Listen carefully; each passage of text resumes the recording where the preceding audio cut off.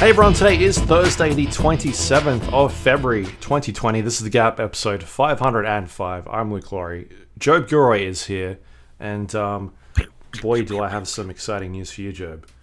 Tell me. Last night, I tried one of these brand new KFC burgers, but the actual burger is a donut.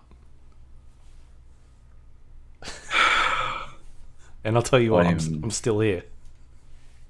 Two things. First of all, I am gutted that you are not eating one right now on the podcast.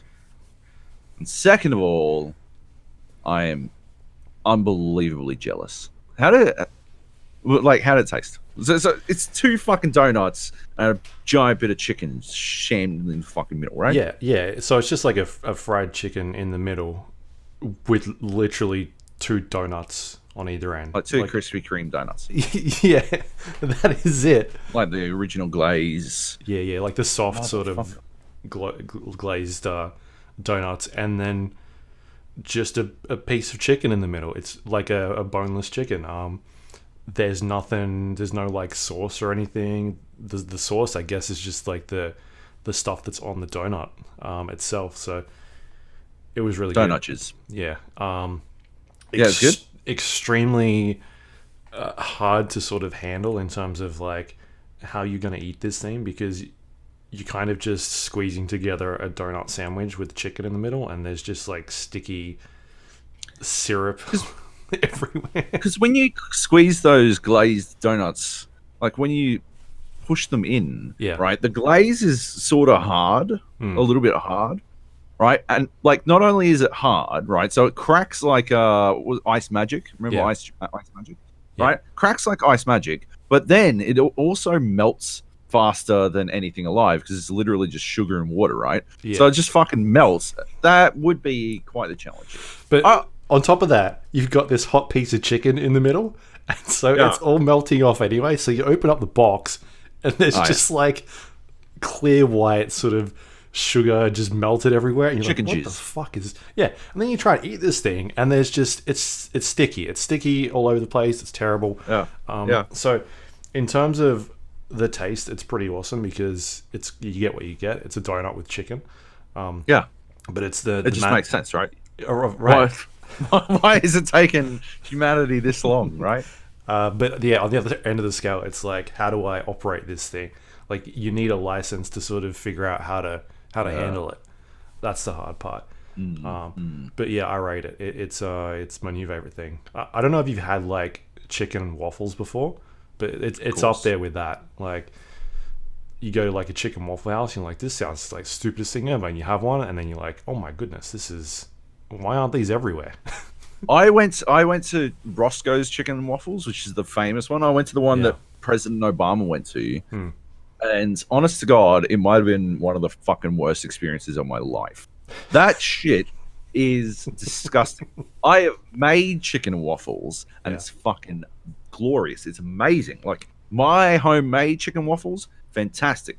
The one you get at fucking Roscoe's, right? It came out with these two fucking limp shit fucking waffles, right? That have barely been toasted. You know how like some fucking weird people want, like, when they toast their bread, they want it basically just, no, I just really like the texture of stale bread or something, right? Like, but I don't want to take a risk with mold, so I'll just toast it to the point where it's still white, just a little bit crunchy, and you're like, that's fucking weird, right? So first of all, waffles come out like that, but waffles don't like just get a bit crunchy when you barely toast them. They just stay fucking floppy. They basically defrosted these fucking things and flopped them on a fucking plate, right? And put a lighter to them, and we're like, that's it, we're good. Yeah, like that's not even a lighter, like a fucking heat lamp maybe. But like then they brought out, it was like a whole chicken chopped up and then like battered and fried, right? But it wasn't deboned or anything. It was just fucking chicken. And then I got it with gravy, and this gravy was seriously seriously the fucking color and texture of wet cement. I didn't want to put my fucking tongue in it. So I don't know if you've ever handled wet cement before, but that shit like burns. I'm like, oh, what the fuck is going on there, right? And the longer I sat and the colder it got, right, the fucking worse it got. The more cementy it got, more like concrete it became, until it was like, I don't know what the fuck I'm supposed to do with this. I ate it because, of course. But like, I did not feel good after. I felt really bad afterwards. And what I think had happened was that the actual cement that I'd just eaten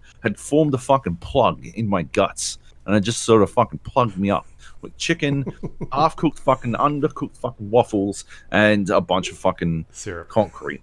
Oh my god. Oh yeah, I had syrup and stuff. But when I made it at home, I made a waffle cone, right? Yeah. And it was like a sweet waffle. It was properly made. And then I made my chicken, and I used the recipe that I stole from Willie Mae's Scotch House. You know, Pepsi brine for 24 hours with hot sauce and Pepsi, and then battered, triple battered, and fried, and then all put together, and with some like hot sauce, and it was like a mayo that sort of looked like garlic ale. It was fucking spectacular. But it was like, and sriracha maple syrup was the kicker, but the sriracha was fucking way too hot. That was the only bad thing, was that the sriracha was fucking whoa, burnt your fucking tits off. But like, the rest of it, like if you had just regular maple syrup, we had that on the side. Fucking spectacular. One of the best things I've ever eaten. Like, yeah, chicken just goes with sweet things. It just makes sense. Yeah. Right? Just don't go to Roscoe's. Well, I went to that's the one I went to in Anaheim, and it was really good. You must have just had a bad batch.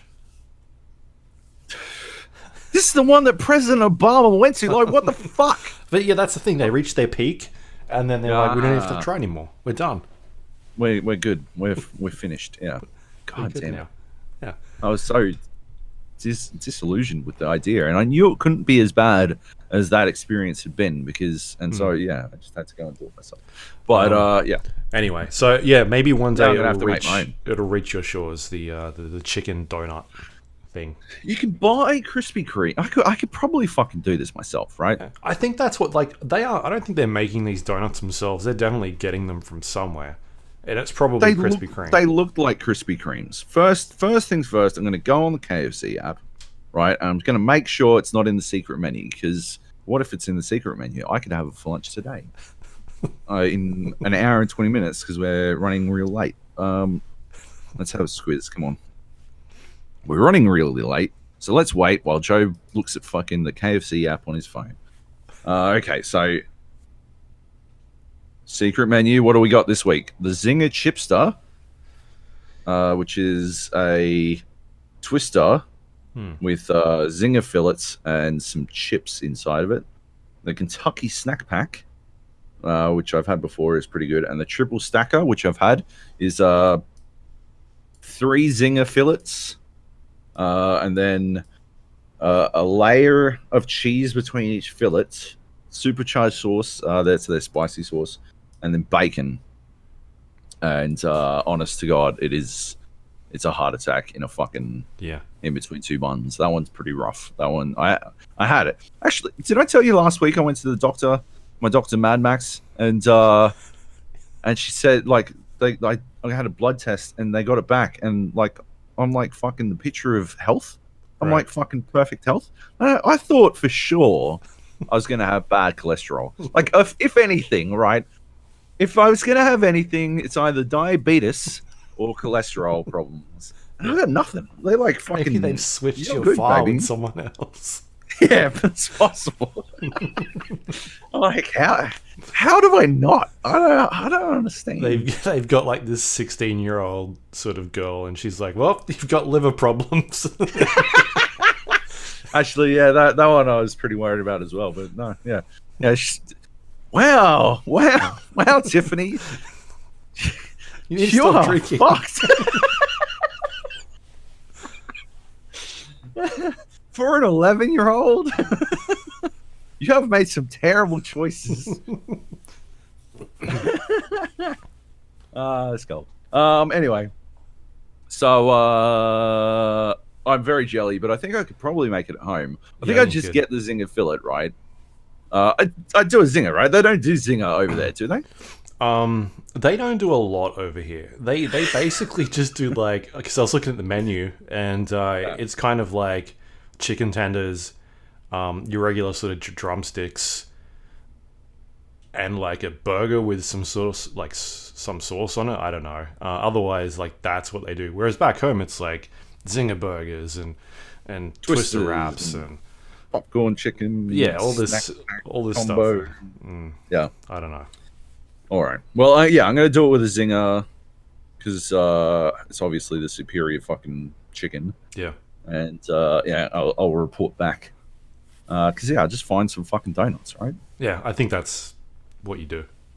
Maybe I could find some like maple bacon glazed donuts. Like fucking go to the next level. I'll do like binging with Babish. You know how every time he sees something, he's like, "Oh yeah, well you know you could make rum ham, but it's fucking disgusting." Or you could do this, where I've taken some rum and I've infused it with ham or something, and I don't fucking know. And then you start a pop-up store in the city. Oh yeah, 100%. Yeah, next to a KFC, like between a KFC and like a Krispy Kreme, like just like perfect distance from both, so I can run out and get more ingredients all the time. Just have someone running out the back and then just feeding it through already in a box. Yeah, it's genius. Yep. Yeah, excellent. Okay. Video games? There's a lot. There is a lot. Holy shit. Let's do Call of Duty Modern Warfare real quick. Is this an update? A weekly update if it's still not out yet? The new Call of Duty mode? They still haven't done a fucking Battle Royale mode, inexplicably. I got a 10 gig update. Just like fucking yesterday. Yeah, Tuesday. Patch Tuesday. It did nothing. It brings nothing to the table. Like, did they need 10 gigabytes just to fucking change some fucking modes in that game? Like, what are they doing? So there was some stuff that came out. There's that middle blanked out section that you can't get to. It says like classified. Behind that, it now says transmission incoming. So they changed that. So that's at least 8 gig. That's 8 gig easy. So by this time, they are actually going to launch on 5th of March. Yeah. That is the fucking dumbest shit. It'll be next. It's sounding like maybe next week or the 10th. That actually might have been 8 gigabytes. Look, here are the patch notes from Infinity Ward. Removes rank reset prompt screen after yesterday's update. Is this this can't be correct. This must be something else, right? Is this was there a fucking quick fix afterwards? No, it was about a 10 gig patch that dropped yesterday. Yeah. Removes rank reset prompt screen after update. Fixes for regiment invites. Fix for the quick fix perk not functioning as intended while used as a specialist perk. Fix for kill streaks still functioning in CDL playlists. That's it. Those are the patch notes. That's what 10 gigabytes bought you, motherfuckers. Remember when they did a fucking 100 gig update? They're like, but we've fixed it. Now we can do smaller updates. Oh my god. What would this have done before? Like, how big would this fucking update have been if this is a smaller version? Yeah. Holy shit. That's amazing. Somebody data mined the map with the actual outlines of like where you won't be able to go. So maybe that was in there. But for the most part, there was. So the guy that's running the modern Warzone Reddit thread was the one that was going around saying he had a source that the reveal was going to happen yesterday on the 25th. Right. My favorite part about his actual source is that apparently this media event there was a media event last week in LA for whatever they're not talking about. Sure. And I've never heard of this happening in my life. I've been writing about video games for a long time now. I'm sure you have as well. You've probably never heard of this. But this source, and this is how I knew it was a bit dodgy, said that everybody at the event was given the wrong release date so that they could try and stop leaks from happening. Like, what? Yeah. So were they all given the same wrong release date? Apparently, some were given different release dates to each other. Like, I've never heard of that happening before because it's the fucking stupidest thing I've ever heard of, and that's really hard to control. Like, all of a sudden, could you imagine if you release content and you've forgotten people to update or whatever? Like, you've got all these release dates that are out there, and everybody's telling people different stuff. Like, on a proper articles, it's a stupid way to go about it. That doesn't happen. What That's would not be how the things point go. of that preview? Yeah. Well, they lied to us. Like, that would be the main takeaway, right? Like, okay, well, they actively lied to us.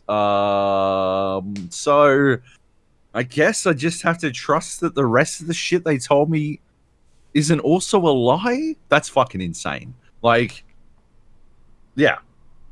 If it ever happened, it would be the fucking dumbest thing of all time.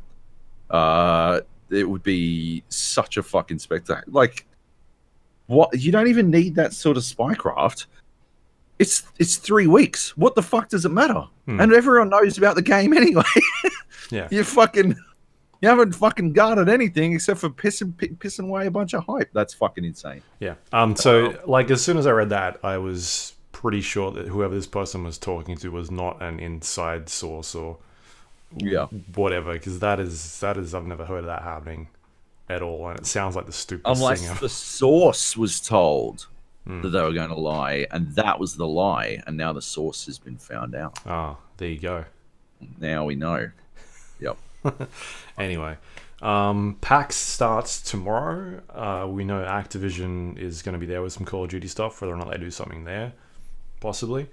Otherwise, the next 2 Tuesdays will be the 3rd and the 10th. And according to that VGC article, that was saying early March. So, possibly the next 2 weeks. We'll find out. Find out soon. So dumb. And yet we're still here talking about it.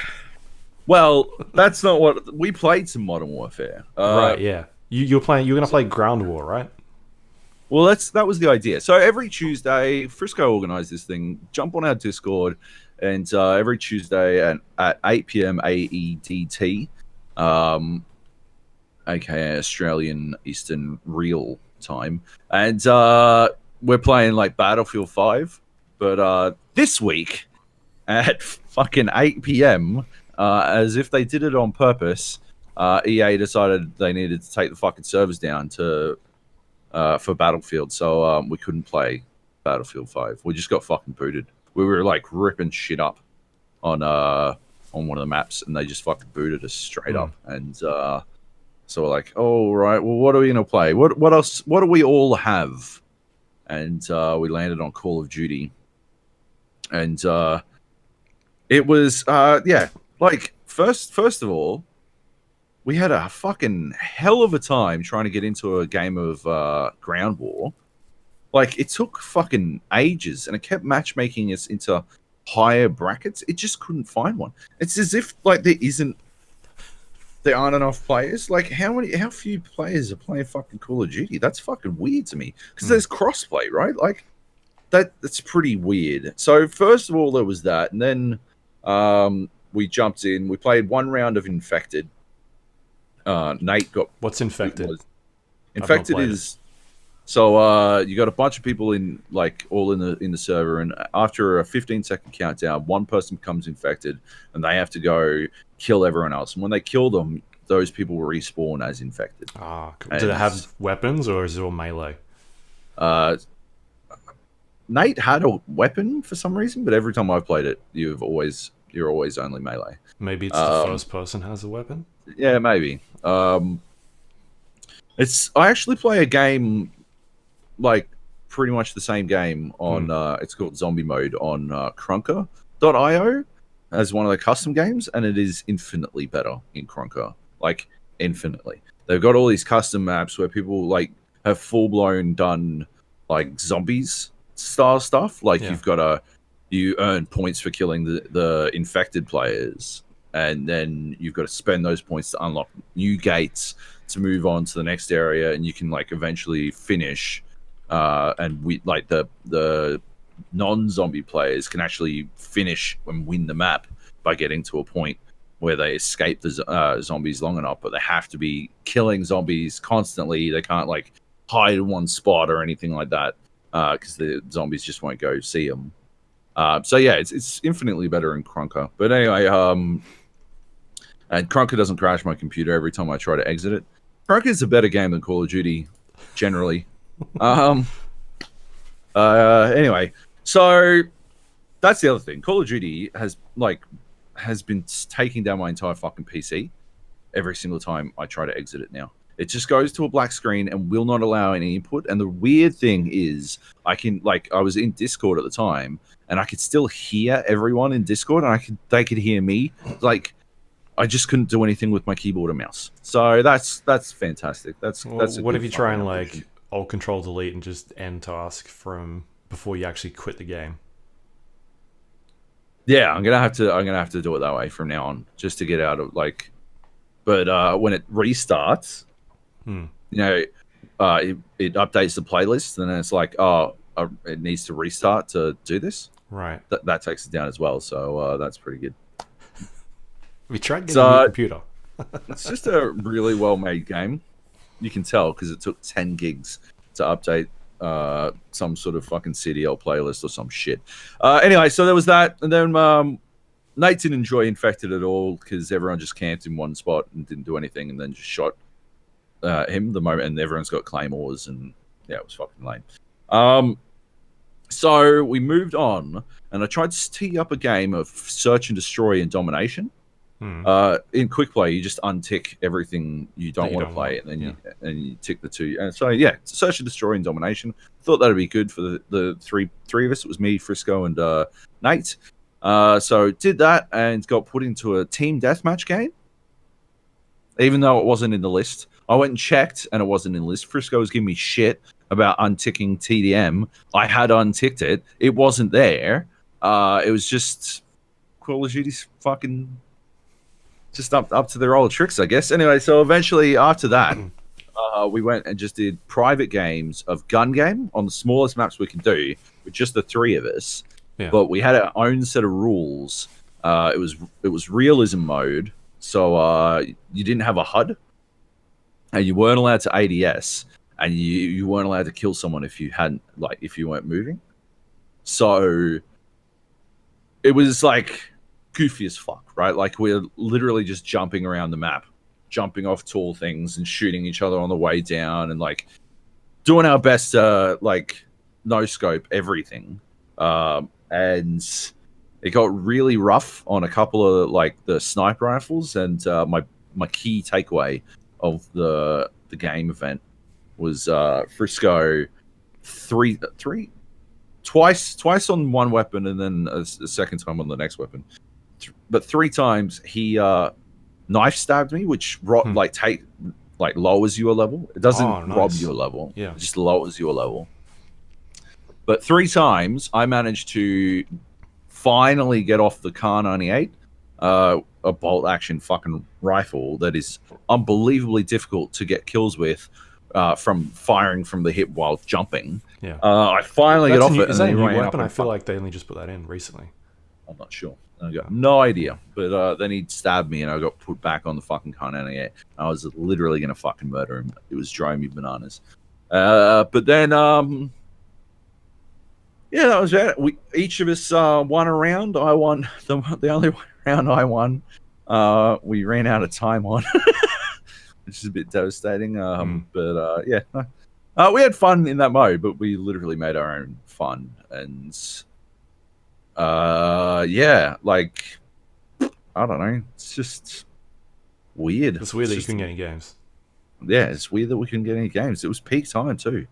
And then we went back and played Battlefield 5. And Battlefield 5 is a lot of fun once I get over the initial hump of I can't fucking work out like when I'm supposed to, like, you know, the muscle memory, like they changed all the fucking time to kill, so my muscle memory on when I should stop firing doesn't work, and that's very important when you're trying to kill more than one person, right?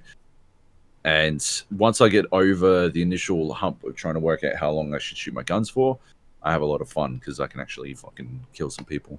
But yeah, we were just fucking like, I think the only real thing that ticks me off, that they've got the bang stick. It's like I don't know what it's actually called, some sort of fucking like anti-tank grenade. Yeah, it's on a big long stick, and you run up and you fucking stab it into a tank, and 2 of them will take down any tank, I believe.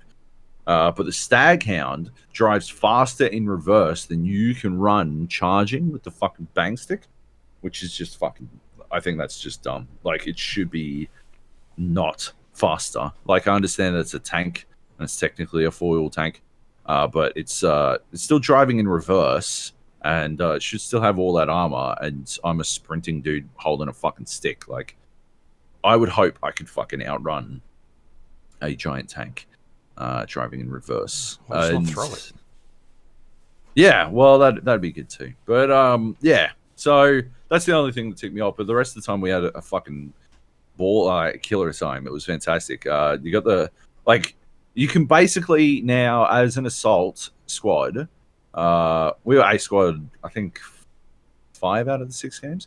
But yeah, as an assault squad, you can now take down vehicles all over the fucking map with just straight up impunity. Like, with the bang stick and the Fliegerfaust, if they've got fucking planes, yeah, like 3 people with a Fliegerfaust and a fucking bang stick, everything dies. Everything fucking dies. It's just fucking, it's over, right? It's good night, Irene. That shit's fucking blowing up.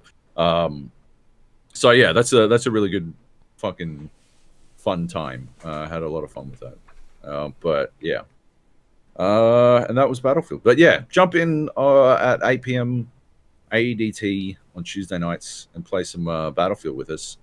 It is good fun. Like, you're guaranteed a squad as long as Nate is squad leader, first of all. And second of all, if they take the servers down, I'm going to make everyone play Cronker because it's free. And I love that game. And because Frisco doesn't have Rainbow Six. Like a dork. Yep. Anyway, it's good stuff. Nice. That's it. I've been playing some more Dreams. Oh, yep. Nice. I jumped in and checked out a couple of, like, I think it's just called like channel surfing. You kind of just fire it up, and whatever comes across, you sort of just jump in and play. That stuff is still really good. We talked about it last week. Dreams is like this collection of games, like a suite creation that people can make their own games or play other people's games. You kind of pick what you want to do. But I also jumped into the creation side as well and checked out like what they've got set up in order to teach people how to make games. And it's really extensive. There's a lot going on there. I don't know if you had a chance to look at it yet, but there are like dozens and dozens and dozens of different tutorials, starting from really basic things of, this is how you operate the camera and move around. And sort of inside each individual tutorial is you operating in the game, but also this like picture-in-picture mode with a like a video on the side that shows you what they're doing, and someone narrating to you like, this is what you need to do to get past this tutorial. And sort of like the picture-in-picture stuff, you can move around, sort of make it bigger, rewind, fast forward, like all that really handy stuff. So if you feel like you're going too quick for it, you can just press the button and skip forward 10 seconds, or fast forward it, go back, rewind if you're not sure what they're talking about. Maybe you're a bit stuck. So that stuff is done really well. And it's things like, all right, this is how you operate the camera, and it goes on for like 3 or 4 minutes, and then it takes you to the next step, and sometimes it's like 4 or 5 different videos that shows you how to get through this actual section. And then you move on to the next tutorial, and now it's like, all right, using the camera but manipulating objects within the environment. And then it shows you how to do all that sort of stuff, and then talks about like cloning objects, and you end up just down this giant rabbit hole of like, here is how you operate the camera. And that's just kind of like one section. And then there's like the next bit. where you start looking at creating art, creating music, sculpting, programming, animation.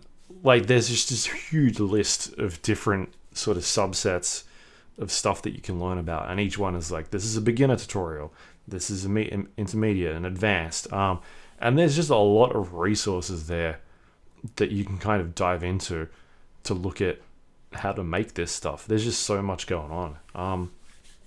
So I think that is really fascinating that they've really spent the time to like gone all the way in. Yeah, it's not just like, here is the tool, here's some basic stuff of how to do it. Like they've gone in there to like teach you how to use this stuff at a really deep level of, you know, having the video there, you know, showing you how to do it. So yeah, that is really impressive, and it kind of understandable like why we're seeing such really interesting things coming out of that game, because of how deep they've gone. And they've obviously been running this sort of like open beta, closed beta as well for the last couple of or, you know, maybe even a year now. So they've had a lot of feedback in terms of how to sort of handle this stuff, and then on top of that, just experience from their past games, like the Little Big Planet stuff. You know, they've got this sort of DNA in these games, so they kind of know how to teach people and what people want. So yeah, it's just really impressive to see how deep they've gone in this stuff, and I'm going to keep checking it out. Just every once in a while I'll go back and I'll get to a point where I'm like, I kind of feel comfortable that I can jump in and do something, because I do want to try and make something, because I think it'd just be really interesting to just do something like that. But otherwise, like I'm still seeing really interesting stuff come out of just like YouTube and people creating just weird games. Even just like the cloning of games that we've got. I saw the guy that made Death Stranding. He's like carrying boxes around, and it looks so silly. But yeah, just the crazy stuff people are coming up with by taking existing ideas and sort of creating it in this other engine is super fascinating. And I want to kind of see where it all goes in terms of like IPs and trademarks, and at what stage does Sony start stepping in and start stopping a lot of this stuff, because some of the interesting stuff that you're seeing is direct clones of other games, like the Sonic stuff and the people creating Spider-Man, and you know, the Mario levels, and what is in the background to stop people from doing this. Like, is there going to be a point where they start curating this content and cracking down on it? And if they do start doing that, I think that's going to start being a bit of a problem, because people will begin to lose interest. They're putting tons and tons of hours into creating this stuff, and they may end up sort of shooting themselves in the foot with it. So it's hard to get around that sort of thing, but hopefully they can't. Hopefully they don't bow down too much to other people, to other publishers stepping in and trying to stop them from doing it, because it's really impressive, some of the stuff people are making in there. It's a lot of fun. Anyway, did you get a chance to check out any of that side yet? Nah, man. No, I haven't looked at all. One thing I was wondering is how, or whether or not Dreams would be, like, how it would change if you could do stuff with a mouse and keyboard. Yeah. You know, how would that fucking alter the playing field for creation in that? Because I know you can use the fucking... Did you find your fucking wavy ones? What the fuck they're called? The Move controllers? No, yeah, like, I know you can use that, and I assume that's probably a lot easier for a lot of art type things than trying to do it on a fucking controller. But yeah, otherwise, I don't know, man. Like, I think it'd be fucking tricky. I feel like it'd be trickier on a controller than with a mouse and keyboard. I think, you know, that'd be an interesting one. You can plug a PlayStation, a mouse and keyboard into a PlayStation most of the time, right? Like, yeah. I guess you could use the Zim connector, but I know some fucking some games just allow you to use mouse and keyboard. Yeah. I want to. Yeah, I'd be very interested to see if that changed the landscape. But no, I haven't checked it out. I do. Like I said last week, I'd love to have a squiz, but I'm fucking under the pump at the moment. Like I spent a bit of time just on that sort of how to operate the camera stuff, and it took a bit of time to get through. Each sort of video can be between like 3 or 4 minutes, and then there's like a chain of them where you got to do a bunch, and it's like, you completed this sort of tutorial, now on to the next one. So you can spend like a good hour just learning about one really simple sort of thing, but it seems like you need it because it does teach you a lot. It seems pretty basic when you look at it. Like, I know how to move the camera around, but really intricate stuff like being able to strafe the camera and rotating around objects while still like keeping the object centered, and finite movements on objects to sort of place them in a really good spot and how to tilt them. And there's just a lot. Once you start diving into it, you realize how deep it is. And that's why they've got all this stuff lined up for you to learn. So yeah, it's really cool. And I want to keep checking it out. It's reviewed really well, that game. It has. It's extremely high. I mean, we were saying it last week. I don't know how you would review it, really. Like, it's such a fucking challenge. It's so hard to fucking, like, I guess, put a number to the idea, right? I don't know. And the other thing I've been checking out, just quickly wanted to mention, is the Division 2. Very briefly, started playing this with my wife, who wanted to play a shooter as opposed to like a, I don't know, anything else we usually play, like a MMO. One thing that was really impressive, that they've got a lot of accessibility options in the game, and I think it's something like Ubisoft doesn't get a lot of credit for, is that when they make like PC versions of games, they always go really deep on being able to change a lot of settings in there, from like graphical settings to keyboard settings and accessibility stuff. There are a lot of games you kind of jump in there, and a lot of these options you can't tweak. Like, I was playing, what was it? I think it was Journey to the Savage Planet. I talked about, we both talked about it a couple weeks back, and like not being able to turn off the music, like really basic stuff like that, right? And I think Ubisoft does a good job in all of their games of making sure people can do that stuff. And one of the settings in there is left-handed keyboard layout, and it's just like a toggle. You can just press it, and it switches all your keys around because she's left-handed. And so rather than going through and having to manually... Did you know that before you married her? Or? No, I only found this out like 2 weeks ago. Got it.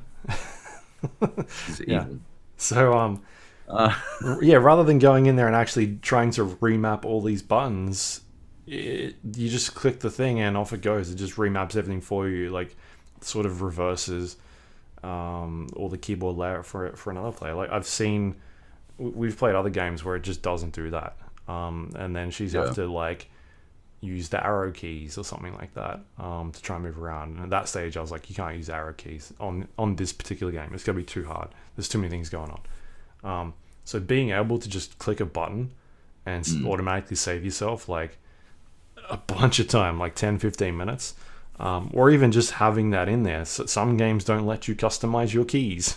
Then that's a problem. So that, I thought that was really, really handy, and I don't think they get enough credit for having a lot of the stuff in that they do. Even just things like, I changed this, I put subtitles on and changed the size of the subtitles. Yeah, that's awesome. Just because I know for you, your wife has trouble reading subtitles sometimes, and having that option in there, for people that have trouble reading things that are at a certain size. We've seen games come out in the past where they've patched the game to make the subtitles bigger because they put subtitles in and they're too small. Like, the reason they were too small for for people with spectacular vision to read type shit. Remember like the fucking start of this generation when games were coming out, and it was like they'd scaled up to to like HD and forgotten to do anything about the subtitles, so everything was like fucking 6 fucking because everyone's running on 4K font size. Yeah, and they're like, I don't know what the fuck that said, but yeah. So I walked past at one stage and was like, what is that? And like this giant text on the screen. I'm like, I've made that way too big. Nice. Anyway, so we're currently working our way through that. Cool. She's picked it up. It's cool that they've gone so deep into making it so customizable and like so user friendly. Yeah. It's just too bad that the game is dog shit. The game's great. You're the only one who hasn't liked it. Yeah, no, it's cool running around and doing the same thing over and over and over again. If Destiny had fucking user interface settings, you'd be like, fucking love me some Destiny, baby. I uninstalled Destiny. Remember I played it recently. I uninstalled it. I was like, this is terrible. I don't know what's going on. Same. There's a part in the Division 2 really early on, the first mission where you're in this like hotel building and you walk past and there's a dog behind a cage. She was very distraught about this dog being behind this cage. But I set it free. Oh, you set it free? Yes. Because she'd seen some of the things we do in games. Remember that time when we just went and murdered every fucking deer that existed in the dog's Division dead. 1? Oh, you said it. You said it free. Oh, you said it free in the sort of the existential sense. Yeah. Yeah. Right. Okay. Fair enough. At least it's not upset about being behind a cage anymore. No, I think I actually clipped that. I should put it somewhere. Just send it to your wife every 15 minutes or something. Like re-upload it to YouTube so it's got a different fucking link so it doesn't look like it's the same one. Like I used to do to you. Yes. Yes, exactly like that. Yeah, I don't know why I have to explain it to you. Anyway. Cool. Just want to mention that quickly. Yeah. Cool. Anyway, what else do we have here? You've got a bunch of games that I have never heard of before. Yeah. Doom Eternal. No, that makes sense. I don't know why you'd have heard. No. Let's do Betrayal Legacy first. Still playing Betrayal Legacy. It's the board game I've been playing for ages. We are 3 hours from midnight now, I believe, which means we're very close to the end of the season. It is honestly, it might be my favorite board game. It is fucking amazing. Like if you've ever played Betrayal, House on Haunted Hill is the original, and it's basically House on Haunted. It's a horror game. You roll through it, and you uncover more and more of this house as you go. You got your character, and as you're going through, you're finding items and objects, and uncovering events and things happen. It's very cool in that sense, and then eventually what happens is the haunt begins because the house is haunted, and usually, not every time, but usually that means that one player, also usually the haunt revealer, will basically become a traitor. They'll betray everyone, and it'll be their job to hurt everyone else. And the rules that the traitor plays by, are different to the rules that the survivors play by. And every single time you get a new haunt, it's a different rule set. They've got different goals and objectives and monsters that they control and stuff like that. And so that's it's a really interesting game that never feels very much the same twice. And yeah, Betrayal Legacy basically takes that formula. There was a expansion pack for House on Haunted Hill that I didn't play, and there was Betrayal at Baldur's Gate, which is a D&D mashup that I've heard was before Legacy came out, was the better version, because it fixed a bunch of little things that people didn't like about the original. Betrayal Legacy fixes those things as well. Plus, it's a legacy game. We used to play Risk Legacy. You do all these things to change the fucking board. In our latest game, we uncovered a whole bunch of new characters. Because at the end of our last game, something happened, and we uncovered all this new shit, and like the house itself has changed into a different format. We've leapt forward a bunch of years, and all this kind of shit has gone down. And it's just a really cool fucking game that I don't know. I honestly, every time I play it, I then spend like a good hour or so afterwards looking up fucking new Legacy games. So I find the concept itself to be so fucking like brilliant. Like I feel so much more invested in what's happening in the board game.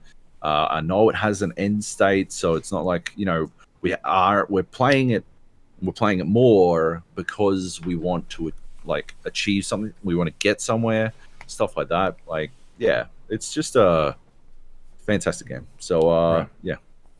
just throwing that one out there. And then on the subject of horror games, and sort of on the subject of board games, although this one is obvious, it's not obviously, but this one is a PC game. World of Horror plays like a board game. It reminds me a lot of board games, actually. Just the way it plays out feels like you are going through and sort of, it feels like something that could play by you pulling cards from a deck, right? And so World of Horror is a mashup of, I think, Junji Ito horror and Lovecraftian Cthulhu mythos horror type things. That but it's displayed in this like 1-bit or 2-bit style. So the black and white of what was that, Curse of the Obra Dinn? Yeah. That sort of thing. It's played out on a screen, on your screen, like 2 layers deep in that sense. You can zoom it all the way in, but it doesn't really scale up that well, so it's better off scaled down. And you play a person investigating a bunch of mysteries. And basically, you just it's sort of set in this Japanese village or Japanese town, and you move from area to area. You select a new area and you investigate it. And the game will tell you which area you should investigate next, but you don't have to go there. The reason you probably want to is because there are a bunch of systems in place that cost you. So you've got two health pools. You've got stamina and like sanity. I can't remember what it's actually called, but sanity. And if either of them reaches 0, you die, or your game is over at least. And you've also got this pool called Doom, and when Doom reaches 100%, the world ends. Mm-hmm. I think I always died before it managed to get there, but I've come very close. And I'm talking to my brother, who's the one who recommended it to me. He reckons he's never even come close, which is fucking insane to me, because good lord, that's my big problem with World of Horror is that it's very heavily RNG based. There is a lot of randomness involved in what's going on in the game, and you can get fucking hard dicked by RNG as a result. And I apparently had a spectacularly unlucky streak, because I went on a run where like I flipped like fucking, I needed to flip heads and I flipped tails like 6 times in a fucking row, which obviously isn't astronomical odds. What makes it out of control is that the reason I only had 6 flips instead of significantly more is because I was spending. So you go into combat scenarios and you fight these sort of monstery things, and I guess the first one you'll fight is the Scissor Girl. I think that's her name, but she's got Edward Scissor Lady. Yeah, she's scissors, and she wants to cut your fucking face open.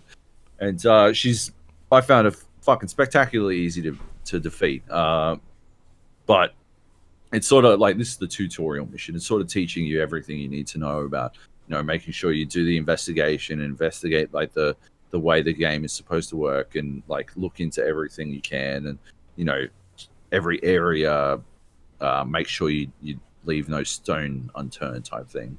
Anyway, so when you fight her, you've got this action bar that you fill up, and then you press action, and say it's 100 points of action bar, right? And maybe an attack costs 35 points, so you can do a strong attack costs 35 points. You do strong attack, and then a short attack might be like 25, and so you do strong attacks, bang bang bang, right? But if you want to make sure you hit, you need to prepare.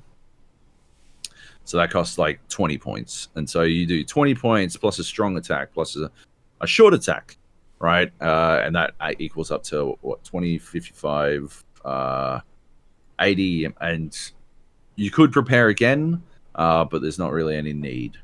But you've got 20 points left over. So maybe instead what you do is you dodge right at the end. You dodge. And that gives you an 80% chance to dodge the next attack, right? So you spend 20 points on that, and that's your 100, and you press play, and then that's it, right? Off you go. You will do your attack. You prepared your strong attack, so you're guaranteed to hit that. What happened, right? I hit my strong attack, and then it was a 50-50 chance on whether or not I'd hit the short attack, and I missed it.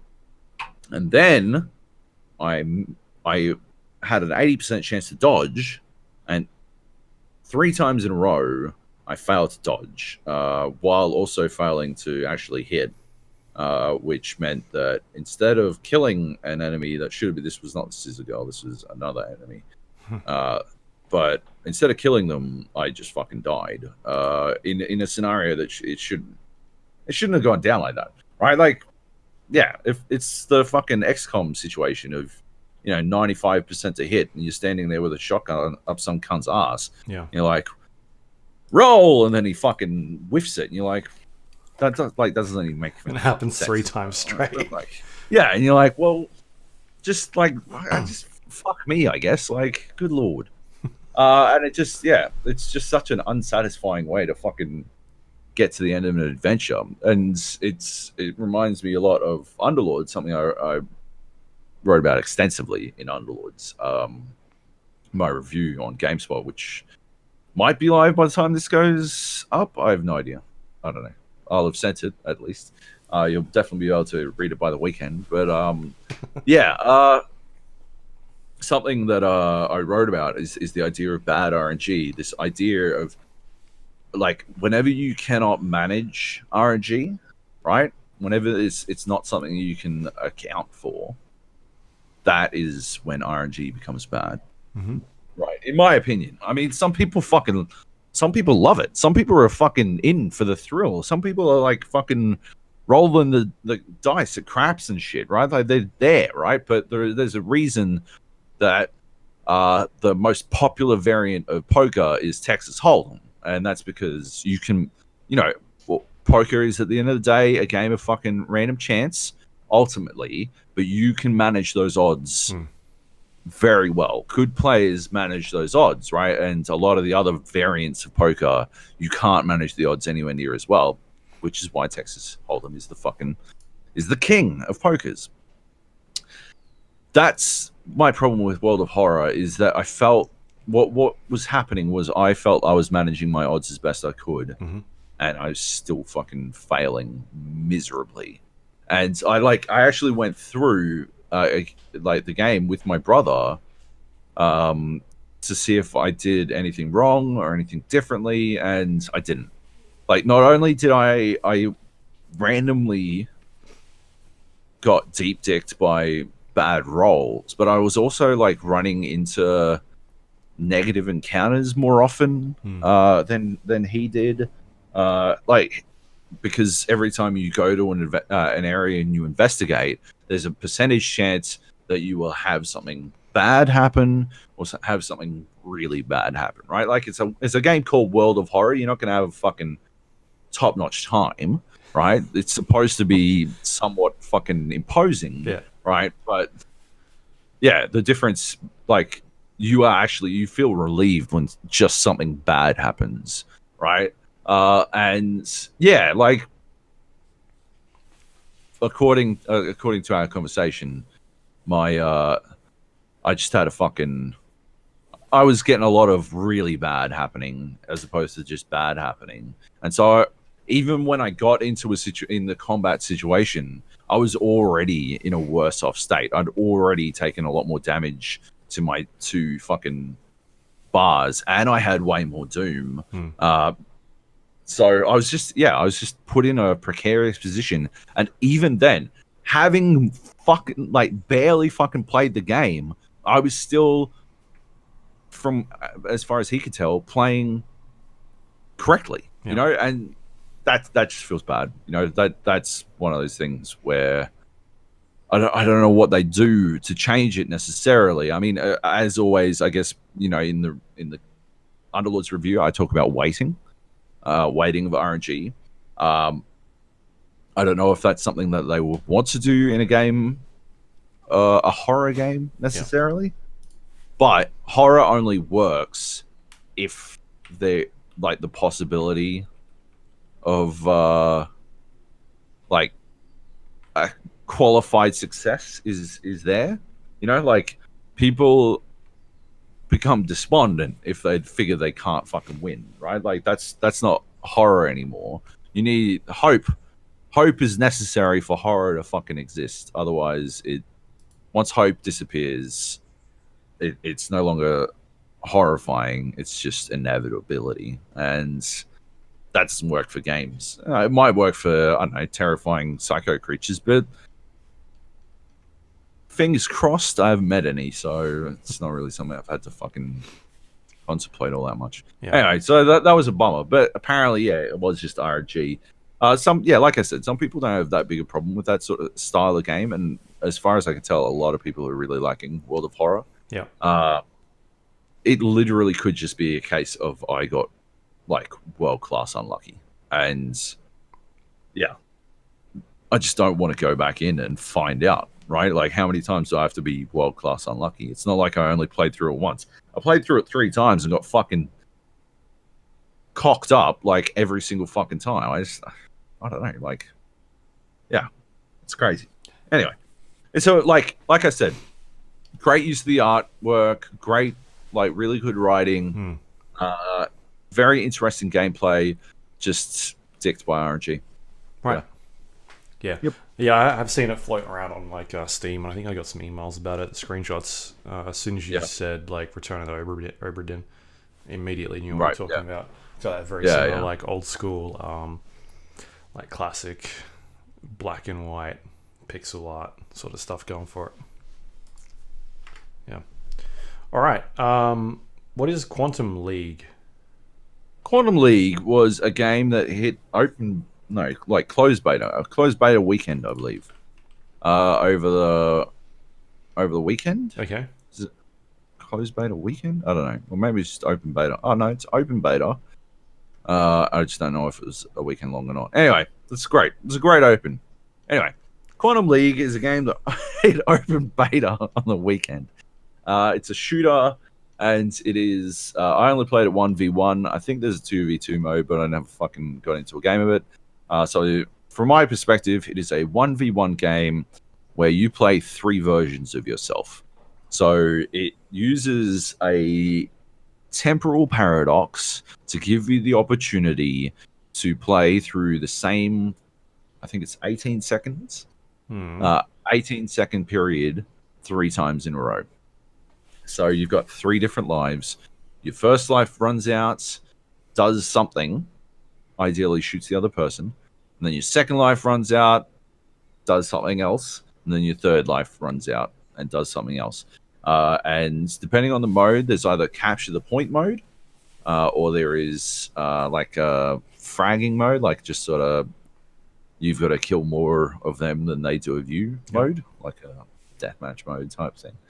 Depending on the mode, yeah, you will like your definition of success changes, but basically that's it, right? Like 3 versions, you control all 3, and all 3 of them exist and interact in real time. There's friendly fire on yourself. I did shoot yourself in the back of the head. It is devastating for your chances, except for one time where I did it on purpose, which I felt really fucking smart about. So you run out.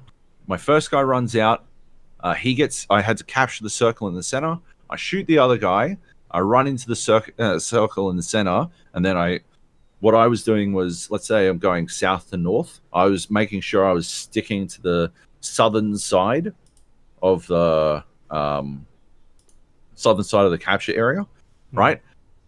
And then shooting into the northern side.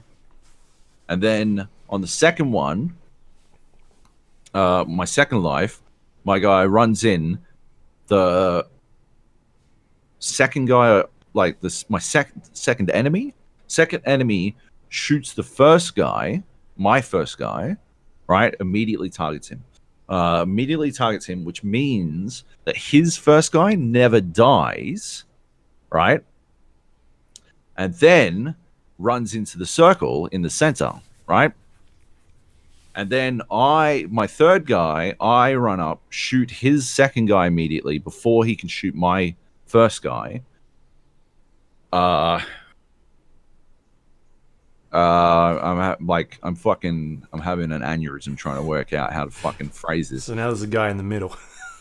My third guy shoots his second guy, which means my first guy shoots his first guy, which means my second guy then had to shoot his first guy, because while he was dead, while you're dead, you can still move around and act, right? But if you're like dead, and once your temporal paradox is created and the person who killed you is killed, then you return and you complete those actions. So my second guy shot the second guy too late, and the enemy's first guy came into the circle and actually successfully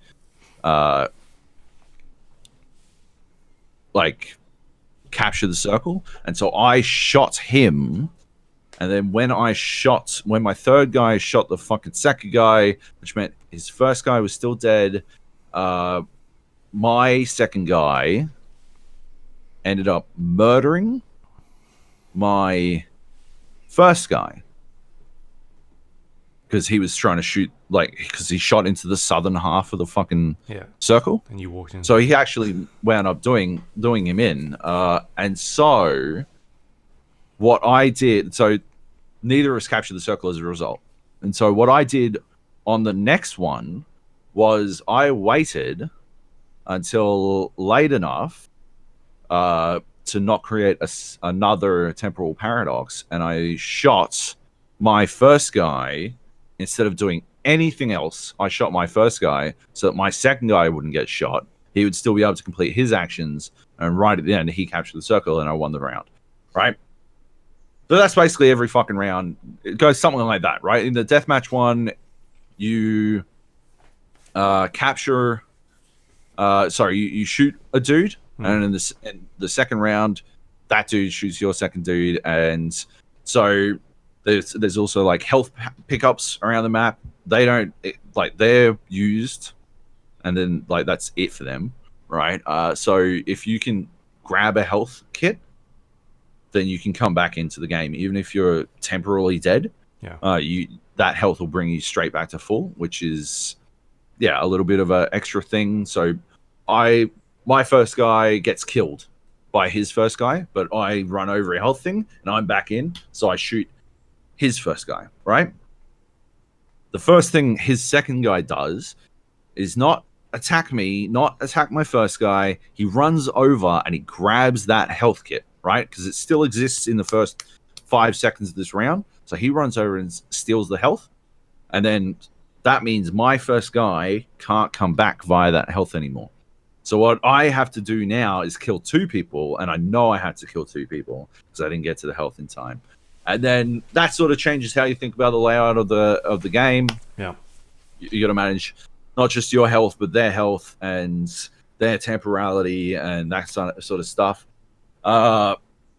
It felt like ultimately like very interesting concept, but it doesn't feel like it has much in the way of legs. right. Yeah, It feels like it's like once you get your head around, like obviously I'm not an expert because I am struggling to explain it in audio form, right? I don't think it's very easy to understand when you see it from a visual perspective. But yeah, like it's easy, and yeah, once you get it and once you play it and once you do these things, yeah, it doesn't seem all that interesting. I don't think the map layout's very interesting. I don't think like they don't do a lot of interesting things with that sort of thing. So it tweaks the arena concept, but it doesn't really do enough with it to really like.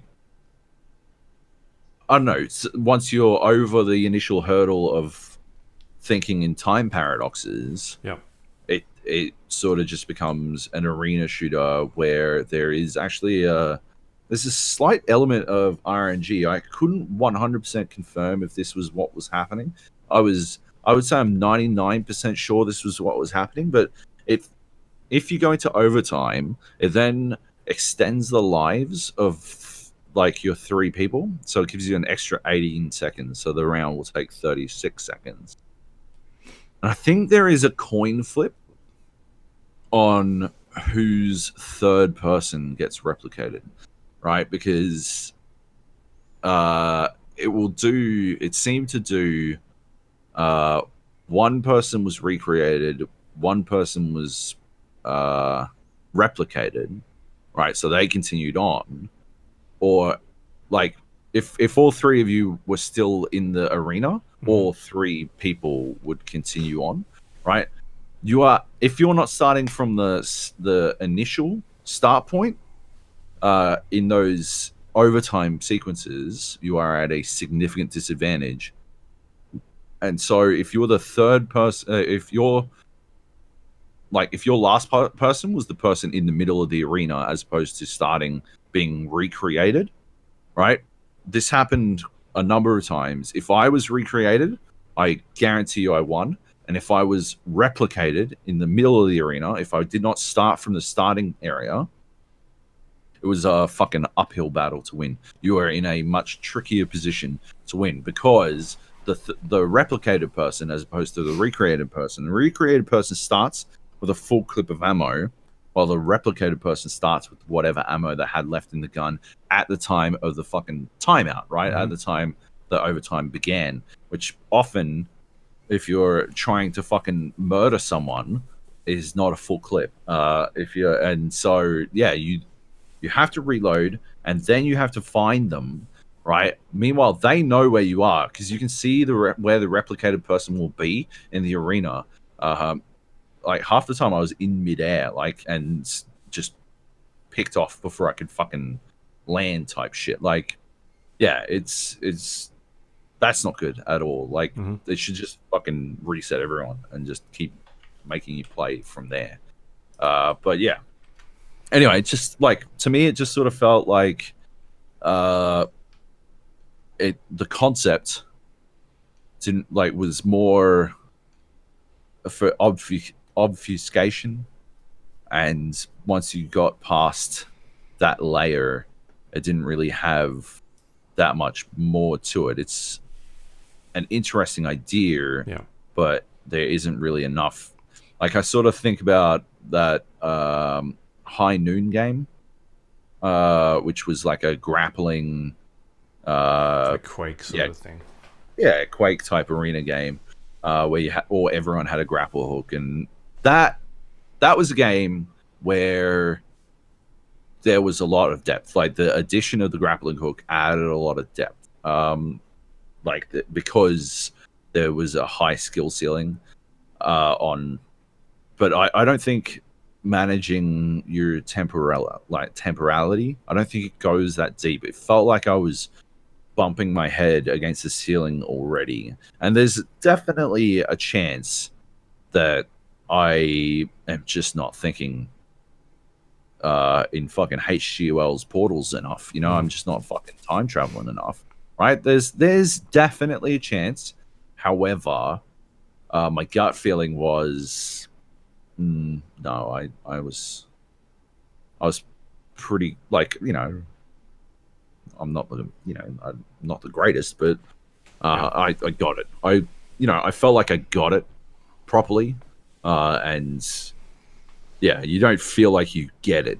It's a question of like the depth in High Noon or the depth of Rocket League, right? That's mechanical depth, while this is tactical depth, right? Like understanding map knowledge sounds pretty important. Like getting an idea of where people are at certain times, so you can pre-fire, so that when they're there later on in the game, you're shooting at someone. Yeah, and the maps aren't complex enough to make that feel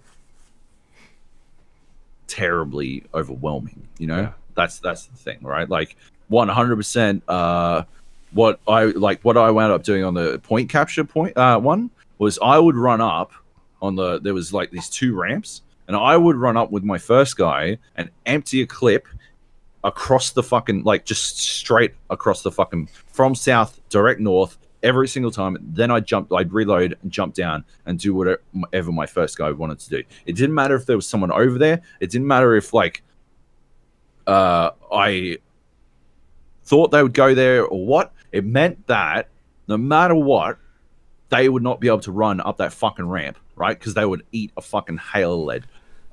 And it worked. It worked spectacularly. Like the amount of times people just died trying to run up there, out of control. And like all I would then have to do is make sure that they couldn't get health to put themselves back in, because they couldn't shoot my first guy fast enough to stop to stop that from happening. So they would have to then never go up that ramp, which worked out really well. But like that was it, right? Like there's a ramp on either side. There was a bit of other stuff I got away with. I guess capturing the health point before they could get to it, that sort of stuff. But largely, I just didn't think it had enough depth. And like I was saying, it's tactical depth versus mechanical depth. I think it's very easy to have significant mechanical depth, to get away with significant mechanical depth, in the case of Rocket League or High Noon, and it's much harder to do tactical depth, because it requires, I think it's harder to see what you're not capable of as well. You know, it's harder for me to see what I just haven't yet thought of, that sort of thing, you know. Right. Does it do like a replay system where everything then plays out and it shows you like, all right, here's what happened at the end of the round? Yeah, and you're flat out not allowed to watch them, as I found out. My very first game, my very first round, I didn't hit spacebar, and the guy on the other side lost his fucking mind at me. Oh yeah, oh no, cool, you won. Yeah, fucking great. Grats, mate. Yeah, nobody wants to fucking watch your replay. I'm going to fucking ruin you for the rest of this. Fuck you. You're so fucking fucked, mate. You're a fucking cunt. And I'm like, all right. I just didn't know I was supposed to press space. And so on the next round, and he won, and I pressed space immediately. And he's like, yeah, we're fucking watching this replay, aren't we? I'm like, all right. Fair enough. I found the fucking community to be hyper toxic. It was some shit, man. Like, one dude lost his fucking, like, obviously that was my first game. Did you tell him to go back to Rainbow? I should have. No, Call of Duty's way worse than Rainbow. That's the thing, right? Did I talk about this last week? Yeah, you did. Like, holy shit! It's so much worse than Rainbow. It's like we all forgot that Call of Duty exists. Anyway, yeah. A couple of games later, I lost in a fucking nail biter, and this dude like just unleashed. And there's no way to hide the chat or turn off the chat or mute people or block people from talking or report them. But this dude was like, "Oh, you're the shittest N word I've ever seen. You should kill yourself. Blah blah blah blah blah." I'm like, "What? Why are you this salty? You won." He's like, "I shouldn't have won. You're so fucking shit. Oh my god, you're so fucking garbage." I don't understand. What did I do wrong here? I thought we had a good game. Like, about half of my encounters with other people were fucking terrible, and the other half were just GG. Right? That was it. Like, nothing else. It was just the game would end with GG, which I'm good with. Right? We don't have to talk. Right? We can end every fucking game with GG. Right? I just don't want to be called the N word. Basically, like, I don't think I'm asking too much there, but apparently I was. So yeah, that was Quantum League. Yeah. I don't know. If it becomes a giant esport and everyone fucking loves it, I will happily eat crow, because I think it would be probably a pretty interesting viewing experience. A fucking nightmare to cast, but yeah, an interesting viewing experience. But yeah, I just don't think it has the weight it needs.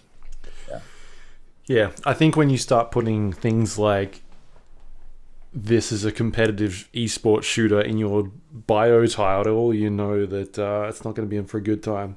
Like, you can't force this stuff to happen. It sort of just evolves out whether or not the community wants it to or not. Like, this is an esport game.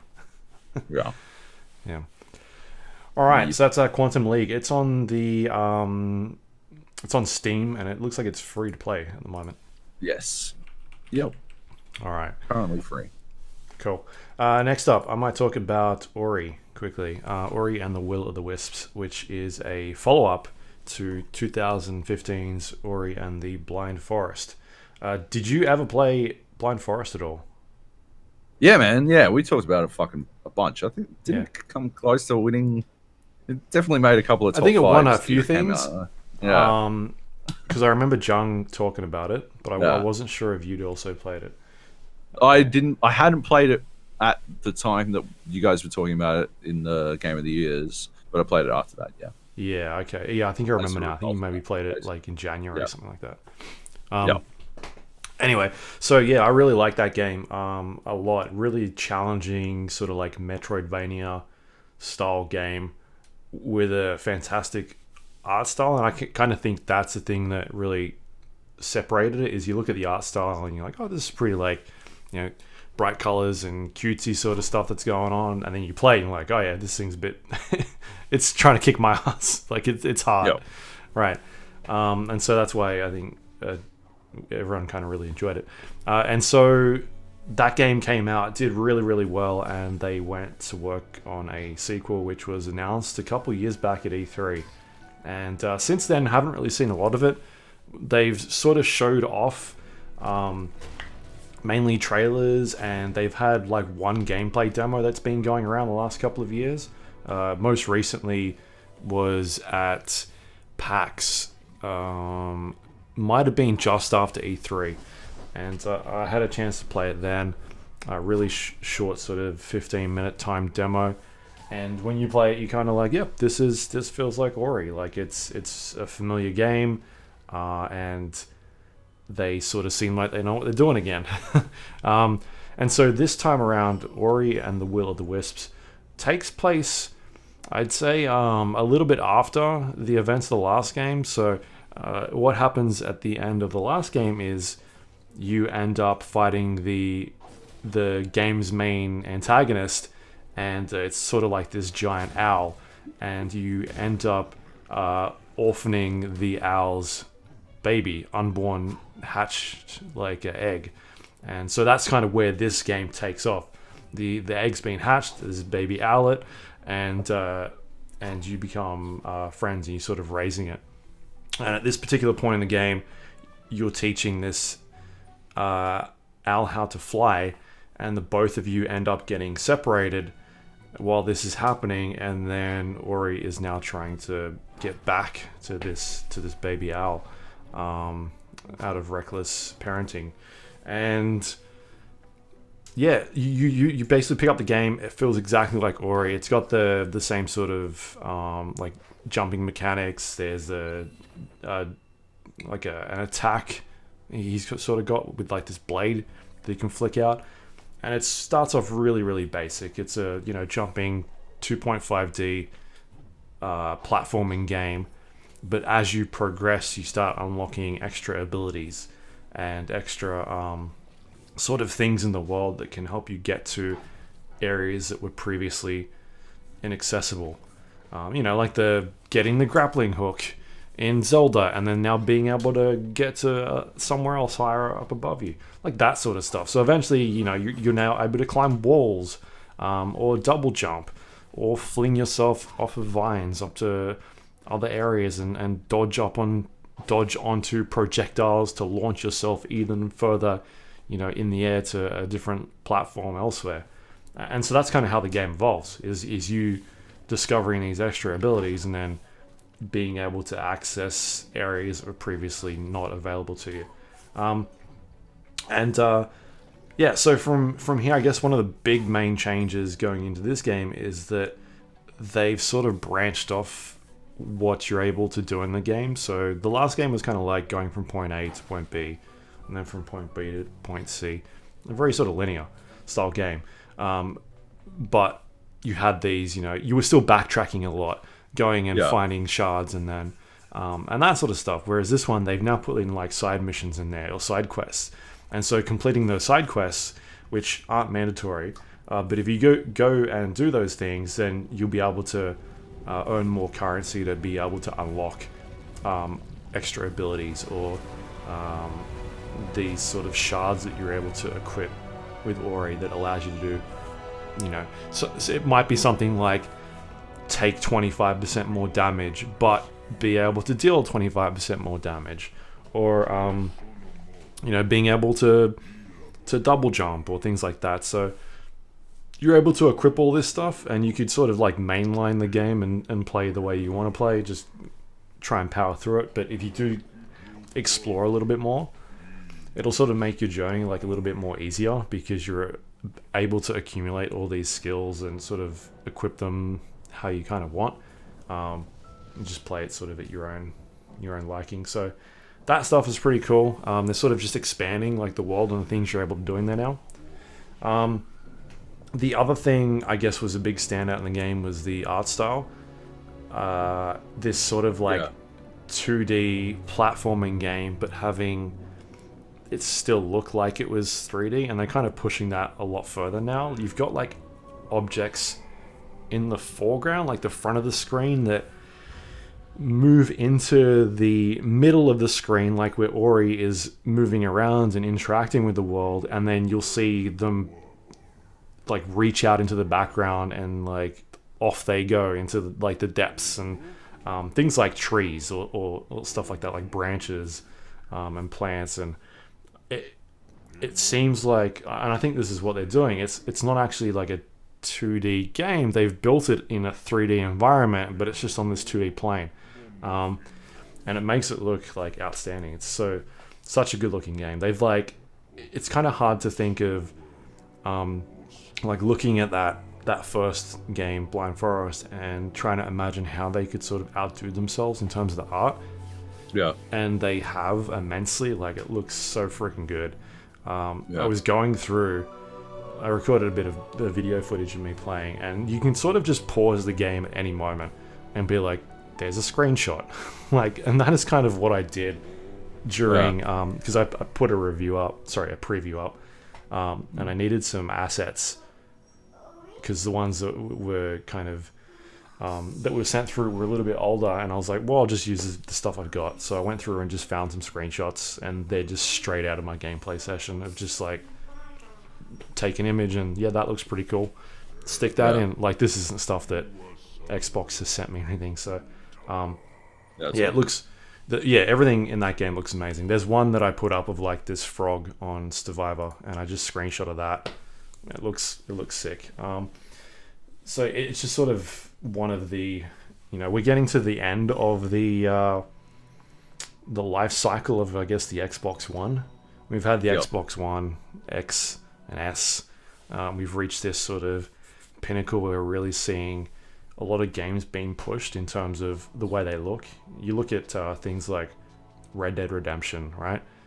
Or God of War. Even though that's a PlayStation game. But like being able to see what these games are capable of, all this, since they've been released. But like a game like this, just how well it can look for a 2D like an arty game. It sucks that I'm looking at your preview now. I'm not reading, obviously, but I'm looking. And it sucks that you can't expand these fucking pictures because they look pretty good, but it's clearly 600 across. Feels like a waste. Yeah, maybe you can copy and paste it. It'll make it bigger. I'm not entirely sure. Nope. Oh boy, that's not great. Anyway. Yeah. So it looks friggin' phenomenal. Like, it's such a pretty game. And what else have they got? So one of the other big changes, and they've now got boss fights and mini bosses. So that wasn't something that was in the game before. And it reminds me of very much of like like a Dark Souls-y type of fight. There's, a boss comes up, it's got a health bar, they've got move sets, and it's about learning what the thing is going to do and when you should attack it. Obviously it's not going to be exactly the same as like a Dark Souls boss fight, but they're trying to at least put some extra sort of challenges in the game and I guess challenge the player a little bit further, because I kind of talked to them about the aspect of taking a challenging game and then trying to still make it challenging for people that have played the last one. Right, and that's something that Dark Souls in particular has done, or the From Software games in particular has done very well, is that they, each time they release a game, you feel like, oh, this is going to be easier, but you play it and you're like, yeah, this is still hard, and it's because they've made it harder, but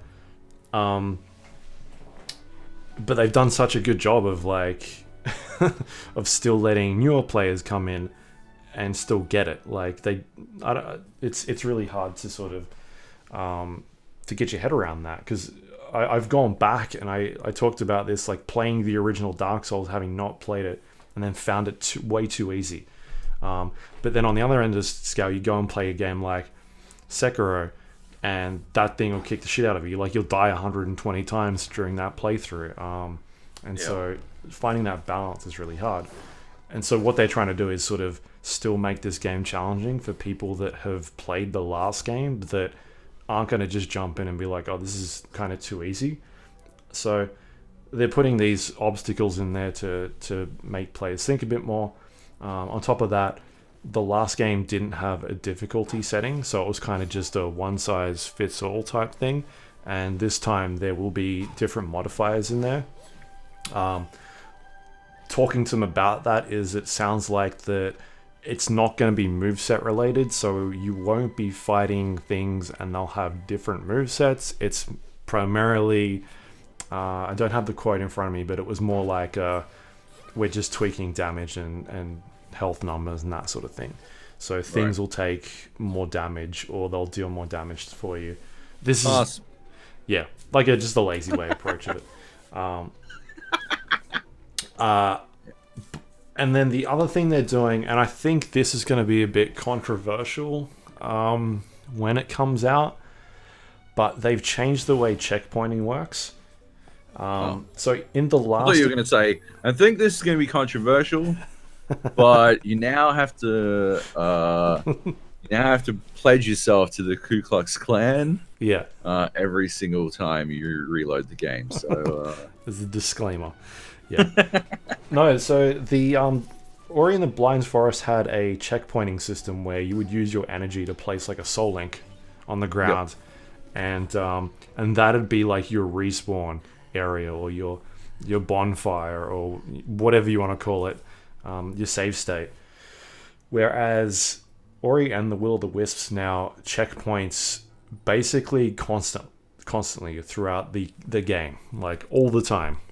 Which means that when you get killed by something, you're basically back at the point you died, maybe a couple meters away from where you died. Oh, okay. Yeah. So I don't know how that's going to play with people. If that takes the challenge away, you're obviously still dying, but you're not losing time anymore. And I think it's going to be interesting because we talked about, what was it? Control, right? Control, having these checkpoint areas and people running back to a spot and feeling like that was too far for me to run, as opposed to a game where that's kind of what Ori was doing back then, but it was more like you're the one being forced to put down this save spot, whether or not you have enough energy left. Maybe you don't have enough energy.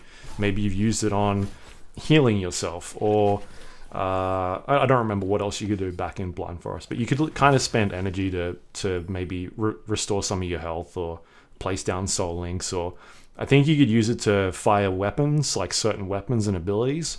So you kind of had to decide whether or not you wanted to place a save state or do all this other stuff. And so that kind of takes away that choice now.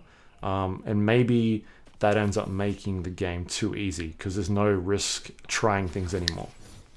Maybe there's a chance it makes it harder as well, because there was an element of putting down a checkpoint, and because the problem Control had was that traversal largely wasn't interesting. There were certainly interesting parts of the traversal, but like most of the time, if I had to get from the top of those stairs and I was trying to go, I kept dying at some fucking explodey cunt down that fucking hole. All I was really doing was jumping off a set of stairs, trying to not crater, and then dropping down the fucking hole and trying to not crater again. That's not interesting traversal. Meanwhile, a game like Ori and the Blind Forest is all interesting traversal. Yeah. Like it's built on that. And so the parts, you put your checkpoint down and then you would come back, right, to the point where you died. What was happening was you were actually honing your ability to be good at that traversal in particular. The traversal that the game was challenging you to, but it was sort of like forcing you to repeat lines when learning a language, or repeat scales when learning music, that sort of thing. Like that, it might actually be harder because you don't have those basic fundamentals like beaten into you anymore by the checkpoint system. I don't know.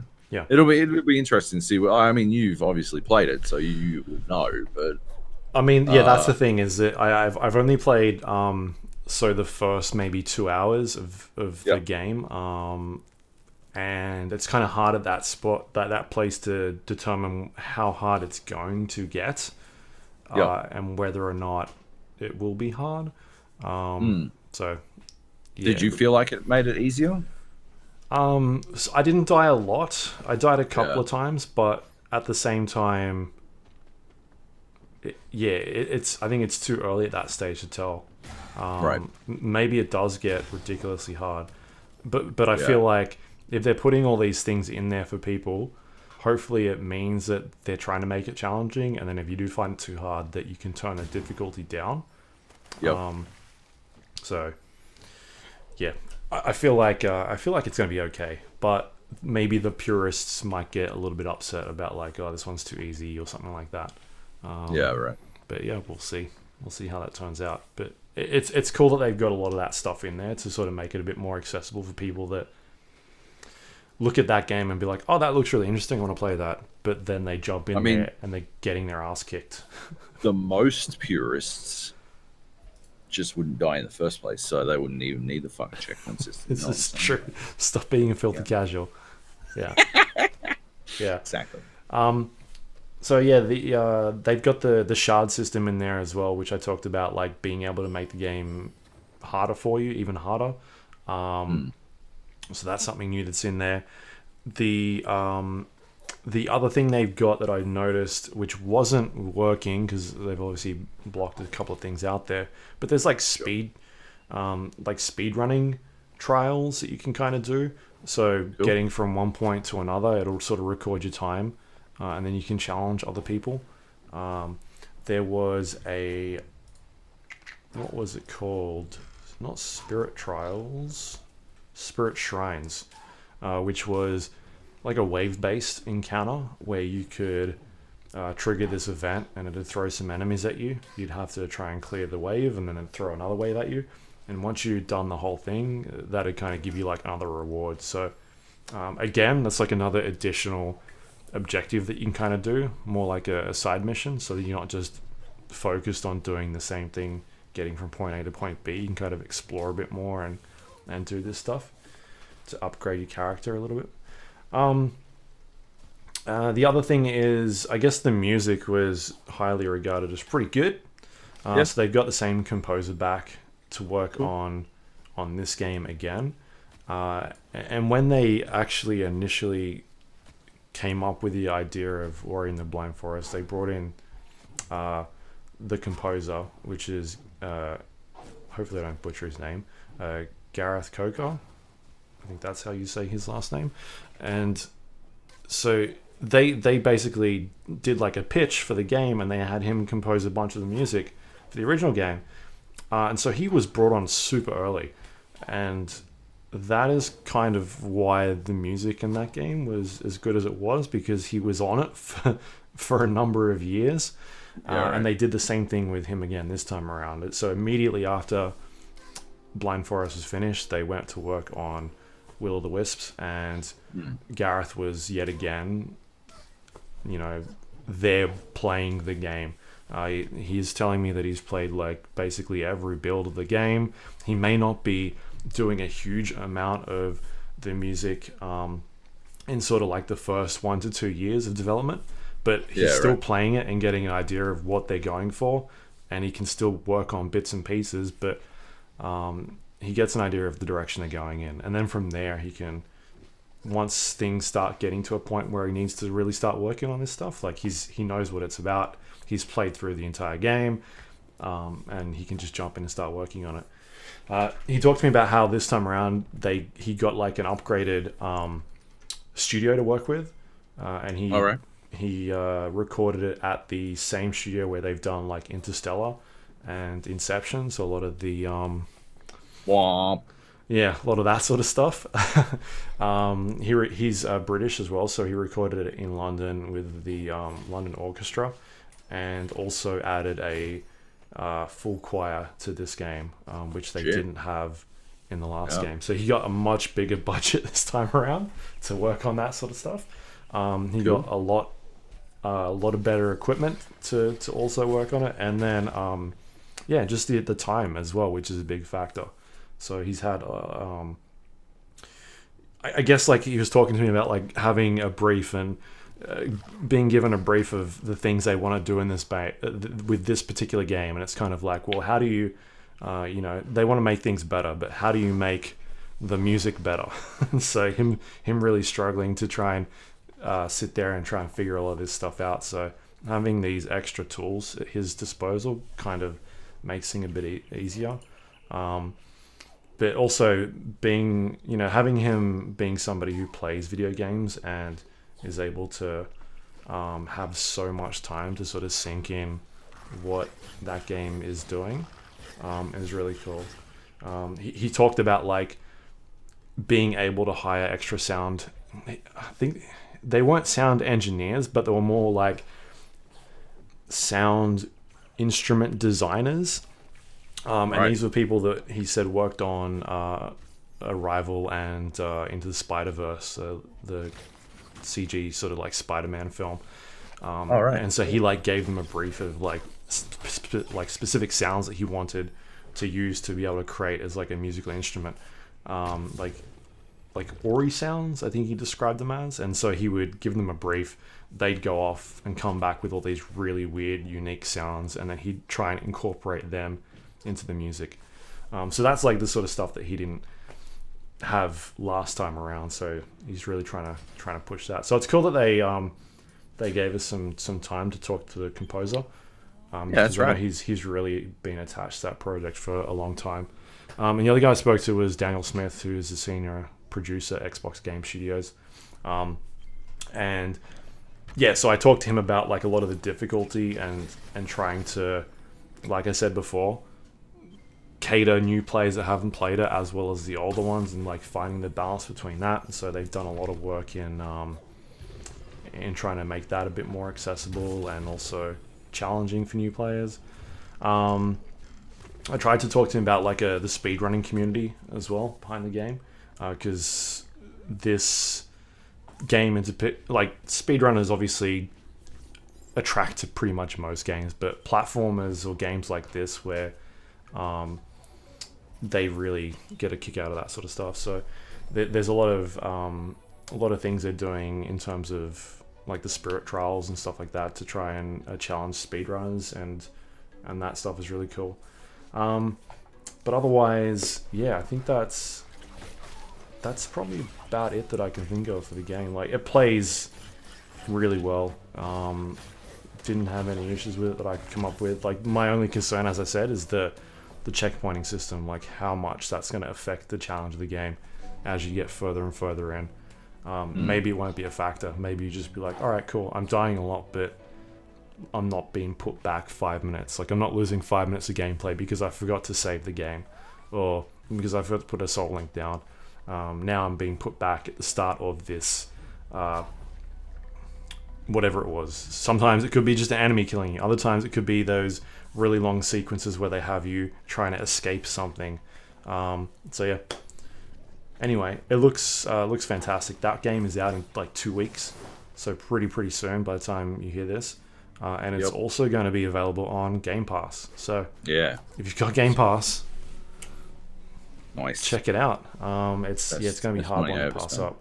I again, like last week, we talked about how Dreams, I think, is a really good contender for PlayStation as here's our first sort of Game of the Year contender. I do think Ori is also going to be up there for Xbox at least. I don't know what else they've got coming out this year, but it's a good way to start off the year. Nice. Yeah. I'm pumped. I can't wait. Yeah. I think I'll play it on Xbox, like on the Xbox itself. So I think it's on PC and Xbox. Yeah. On the Game Pass. But I think I might actually just play it on Xbox. Well, the good thing about being able to play it on the Xbox is that the game runs at 60 frames, and so you'll be able to play it on 4K. If you've got a TV that can do that. I know sometimes it's a bit harder when you've got like on the computer, you got to have a 4K monitor, but I've got that. Yeah, I'll probably do the same thing. I'll probably play it on TV because HDR, big screen, that sort of stuff. Why not? It'll look amazing. Yeah. I'm pumped. I can't wait. Hopefully get us some codes for that one if they're nice to us. Yeah, that'd be cool. Yeah. Oh no, I don't need them. Well, maybe we'll get Game some. Pass, you fucking clown. So, we'll see. I don't need shit. Anyway, awesome. I'm excited. Speaking of, not really speaking of anything. I don't know. I played Doom Eternal. One in the spectrum to the other. Yeah. Vaguely Dark Soulsy games, I guess. Maybe. I played Doom Eternal. And I just want to start off by saying, holy shit, I was right. I mean, I was right? Like, we all know I was right at this point. I've said it enough, but I was right. I was right about Doom 2016, right? Like, nobody's ever going to fucking admit it. The world's never going to fucking admit it. But I was right. I mean, would I admit if I was wrong? Yes, I've admitted when I was wrong a million times on this fucking podcast. I actually had a comment from someone once that said I did it too much. So, yeah, fuck that shit. I was right. I was right about Doom 2016. My chief complaint, apart from the multiplayer being bad, which I think is worth a couple of points off in and of itself, but obviously, I'm alone among the people who reviewed it. Whatever. My chief complaint was that it didn't successfully incentivize you to rip and tear, which was the philosophy and motto of the game itself. and as a result, I felt like it didn't achieve its I don't know, its set out promise. And clearly, having played Doom Eternal for 3 hours, they may not have taken that specific criticism to heart, but they did recognize, I'm sure independently, that what they failed to do in Doom 2016 was correctly incentivize players to rip and tear, and they have done everything they can to fix that through extensive efforts to well, they've neutered they don't give you the super shotgun immediately, but they've forced you to go in. I mean, I think we've talked about it before, but like you've now got 4 ways to recover resources: shields, ammo, health, and what's the fucking 4th one? What is the 4th one? The flame belch. Is it like armor? Is it gas or something like that? Gas. For your chainsaw? Chainsaw. Nope. The chainsaw is ammo. Okay. It does use fuel. The chainsaw is ammo. The flame belch is armor. The glory kill is health. Mm-hmm. Is that it? And the grenade is the stun, right? Yeah, the grenade, hitting someone with the grenade is the insta stun on larger enemies, or it just explodes cunts.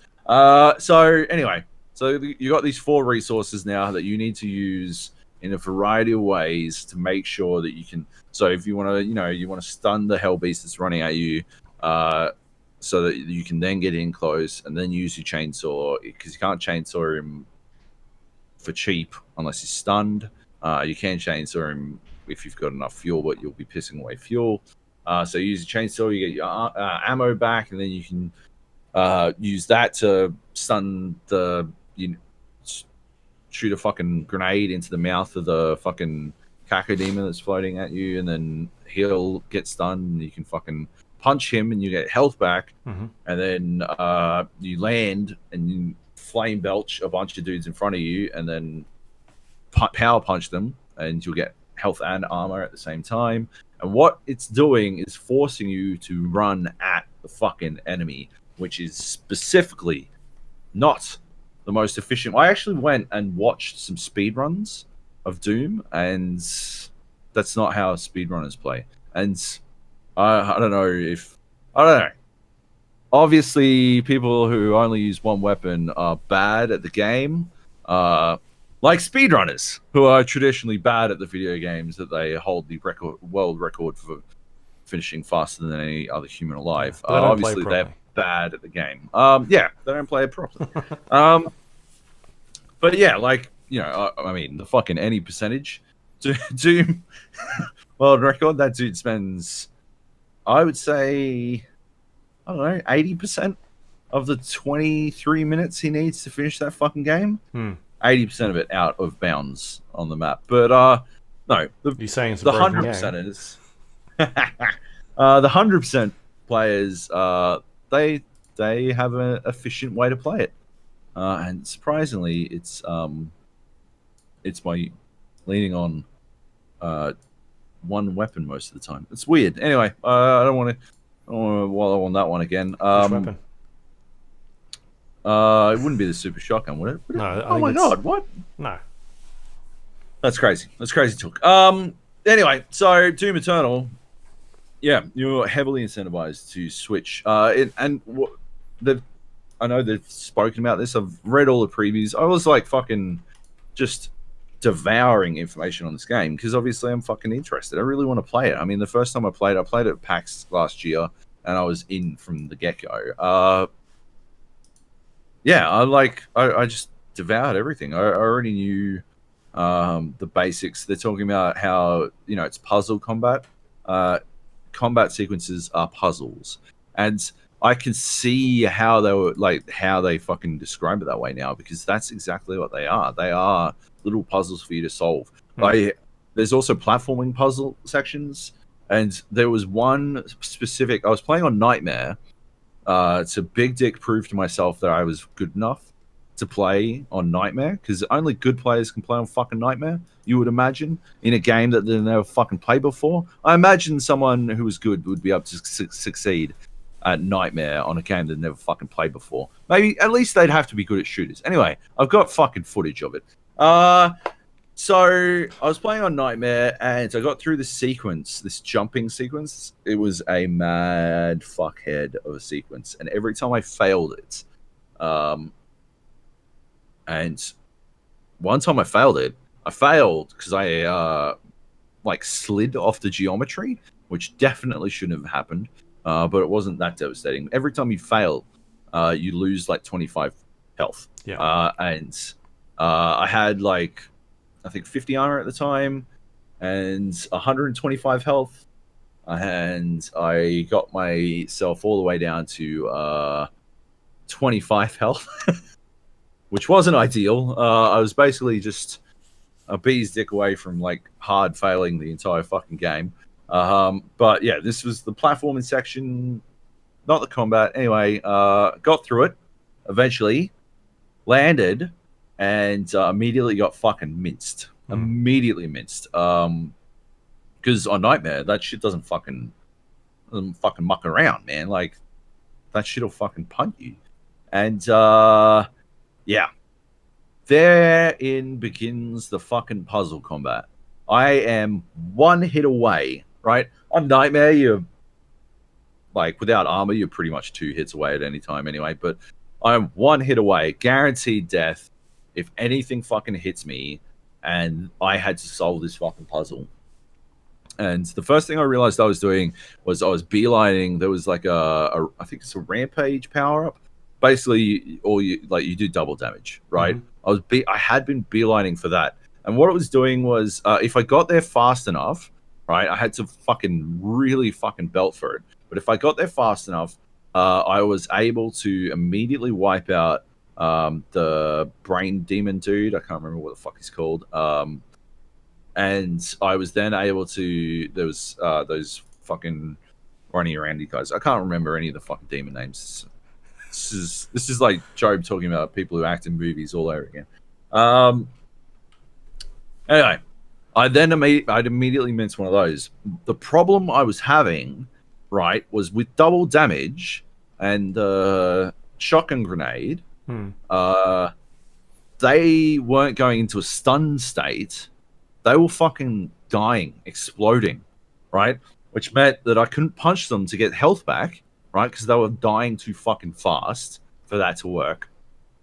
And so, instead, what I did was, instead of beelining for the fucking double damage power-up, I turned left, and there was, like, health packs. I ran for the health packs. And when I went back, I went through a portal, and what I did was I swooped around behind the brainy dude, and I like was able to stun him, and then so I stunned him, shot the cannons off the other guy off the weak points, and then I was able to stun him. I was able to like flame belch them plus a couple of little dudes to get some armor. I had health, armor, and ammo. I got all of these things back like at the fucking start of this fight, and then I went and got the fucking double damage, and then I went and finished the fucking rest of the encounter, right? Like, but it felt like fucking awesome, right? I'd full blown solved this fucking puzzle, right? Like, it was a tricky puzzle, and I had to fucking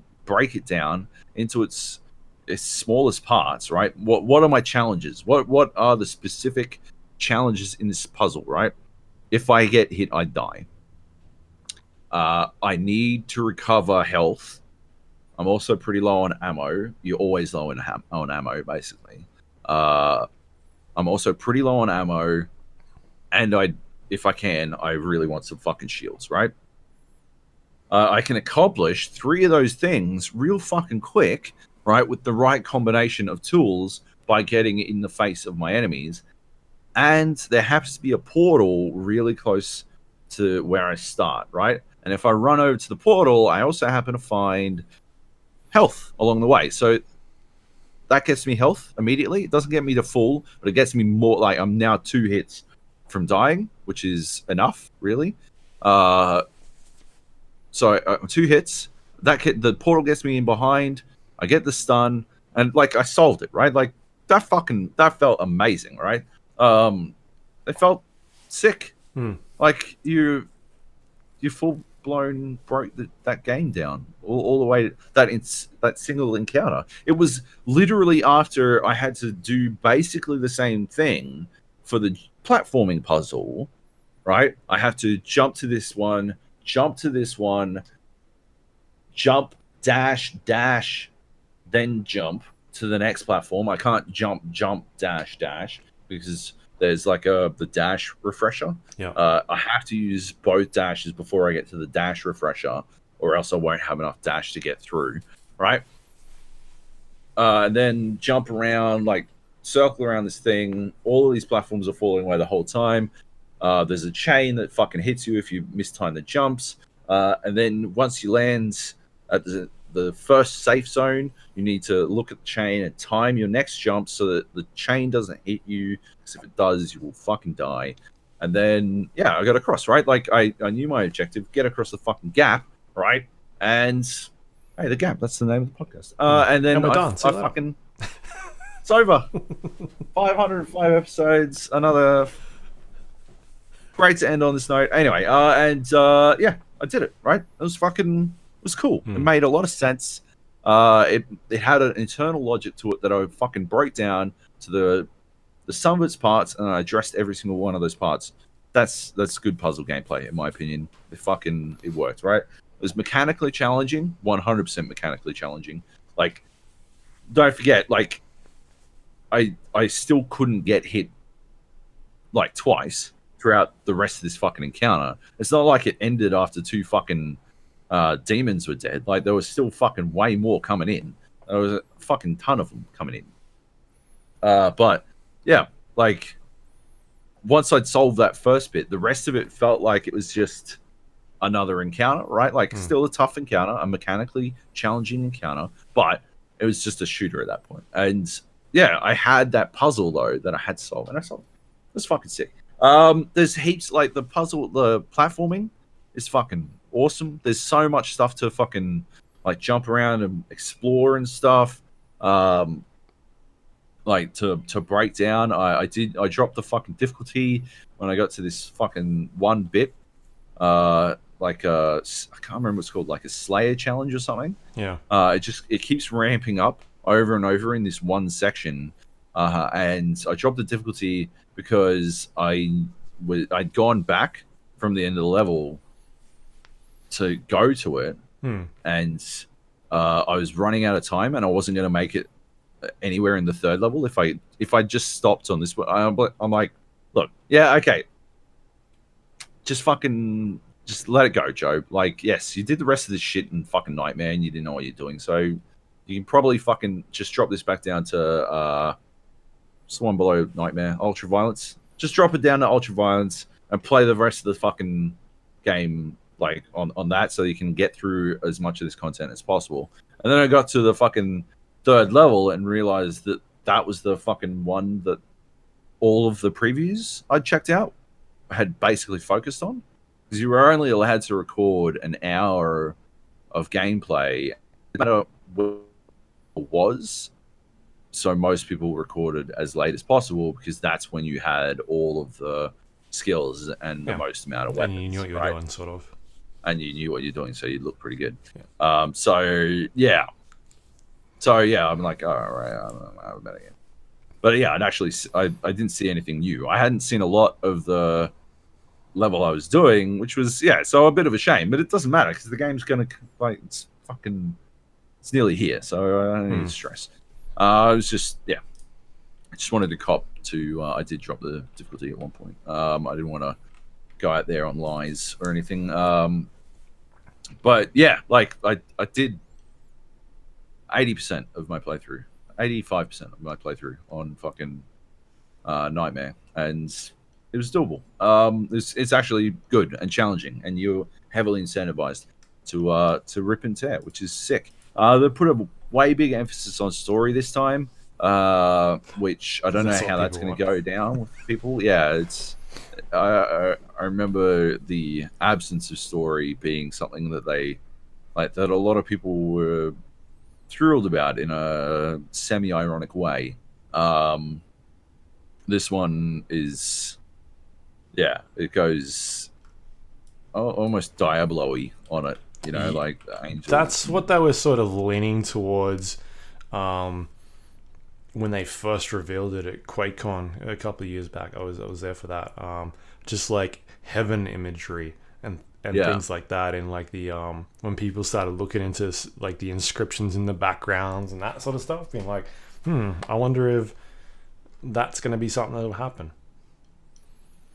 yeah. So it's sort of gone that way. There's a significant amount more story, but like it's I didn't hate it. Like it's a good idea to build a world out, in my opinion.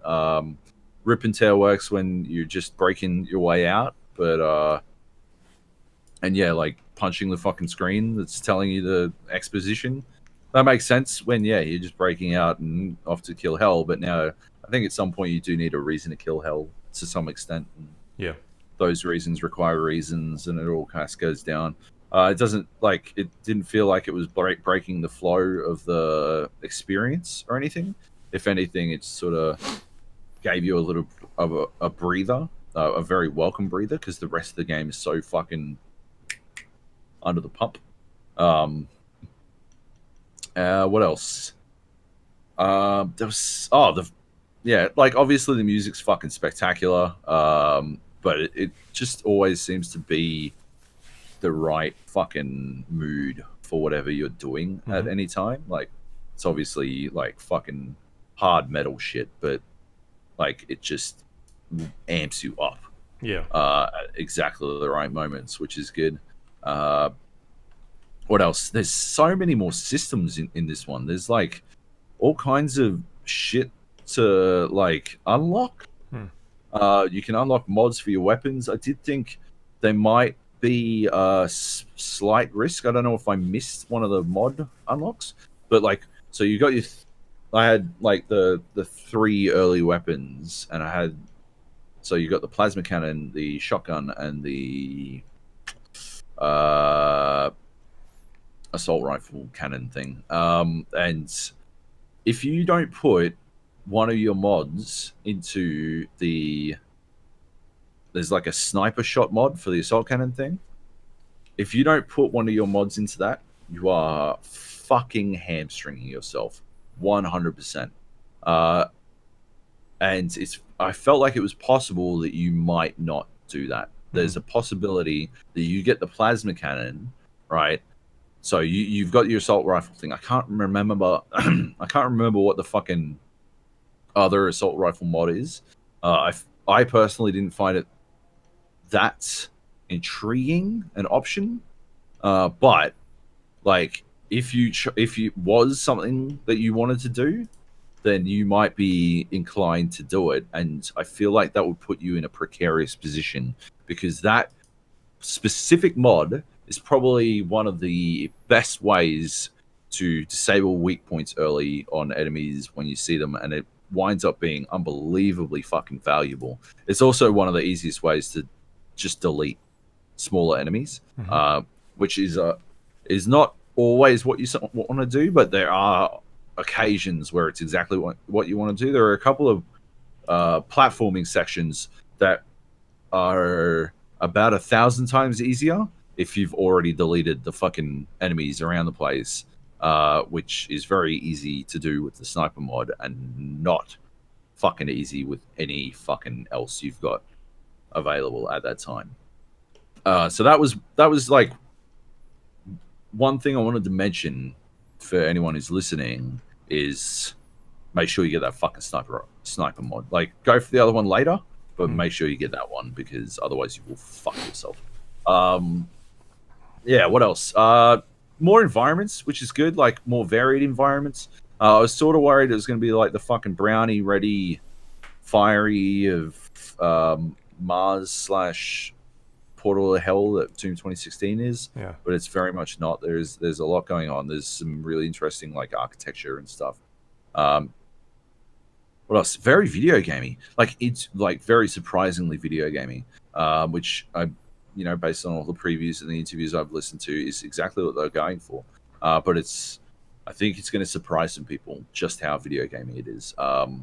Like I almost feel like they could have found a more, like a better way to get you to do your weapon tutorials. Every time you get a new weapon or get a new ability, it throws a bunch of transports enemies you in a. No, it just puts you in a fucking like a different area, like a holodeck. right? Like yeah, like a holodeck type thing. Right. Which I think is an interesting approach. But yeah, there might have been a slightly more, I don't know, a slightly less jarring way to go about that. But maybe there's it's a not reason for that. yeah, maybe there is. Like it seems like your Siri, the Siri dude in your head. He was in the first game. I can't remember his name. He might be doing all that kind of shit. It's almost definitely attached to your like the visor on your helmet and stuff. But yeah, it might be something related to him, and they might build it out or whatever. Maybe they won't. It doesn't. It's not that big a deal. It's just, like I said, surprising, right? I think it's going to surprise people. Yeah. There's like all kinds of stuff to unlock and like to change the way you play. Like you can add these runes and all this stuff. It feels good. I like that. It also, because what it's doing is like at the end of the day, I think Doom 2016's biggest problem was incentivization in a lot of different areas. And what all those runes and stuff are doing are incentivizing you to explore the game world as much as possible, because that's how you find those runes and that's how you find those upgrades and all that kind of stuff. And if you're not doing that, you're not like unlocking all that stuff. And so it's a very good way to get you to explore parts of the game world that you might not otherwise really bother to try to get to, which is good. Can't think of anything. I mean, obviously it's gorgeous. You played on PC? Played on PC. Yeah. Felt like my I remapped some of the controls because I had a 6-button mouse. I remapped some of the controls to be on the mouse, and I felt like one of the mouse buttons wasn't working, but it was not final. It wasn't the final build. It's not the fucking final build of the game or anything. There's still a ways to go. So like, yeah, I'm sure they'll fix that. That was the other thing. I started playing the game. I played through the first fucking, I don't know, like 35 minutes without any HUD. And then I played for the next 20 minutes without any crosshair. All of this on Nightmare difficulty. The entire time on Nightmare difficulty, no HUD and no crosshair and no fucking idea of what the fuck I'm supposed to be doing. It was very confusing. I didn't realize until I got to this part where it's like, press Q to bring up your next objective on your HUD. And I pressed Q and there was like a bing and nothing happened. I'm like, weird. And I'm like spinning around in circles, pressing Q and bing, bing, bing. And there's nothing. I'm like, yeah, I was sort of under the impression that maybe it was like the HUD-less experience until, games do that sometimes as you go through parts of the HUD fucking unlock and you're like, now you can see your health. No, you can see your armor. This is your mini map or some shit. And you're like, and so I thought that's what was going on. I'm like, that seems off. And it turns out someone had been doing like some recording on the machine, like recording like sweet looking footage. Yeah. They had recorded it without any HUD and no crosshair. And we caught the HUD bit and didn't catch the crosshair bit because I just didn't fucking need it, baby. Like, just fucking point at the center of the fucking screen and it can't fucking blast them. I mean, I only had the shotgun at that point. You pulled out a thumbtack and just... Yeah, just fucking a little bit of... Yeah. That's how you used to eat AWP in Counter-Strike, right? Yeah, exactly. Pull some blue tack out and just stick it on the screen. Exactly. I'm pretty sure that's what Frisco was doing when we were playing fucking our no scope gun game variant. Because that dude was fucking. He put a sequence up on fucking Discord, and it is the most heinous shit.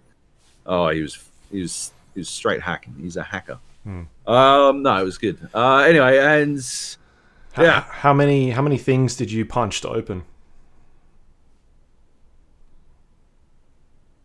a couple, Couple, yeah. a handful, not as many as you might expect. Yeah, fewer than I expected, but yeah, not enough. I did have to find a yellow key card. Okay, So that was good. I was happy about sounds like a that. Doom game. That was enough for me. But yeah, it's good stuff. Like I'm very excited for it. Yeah, I guess that's the thing, right? We just got to see whether or not these kill chambers vary, or Like yeah, so far, right? They were less kill chambers.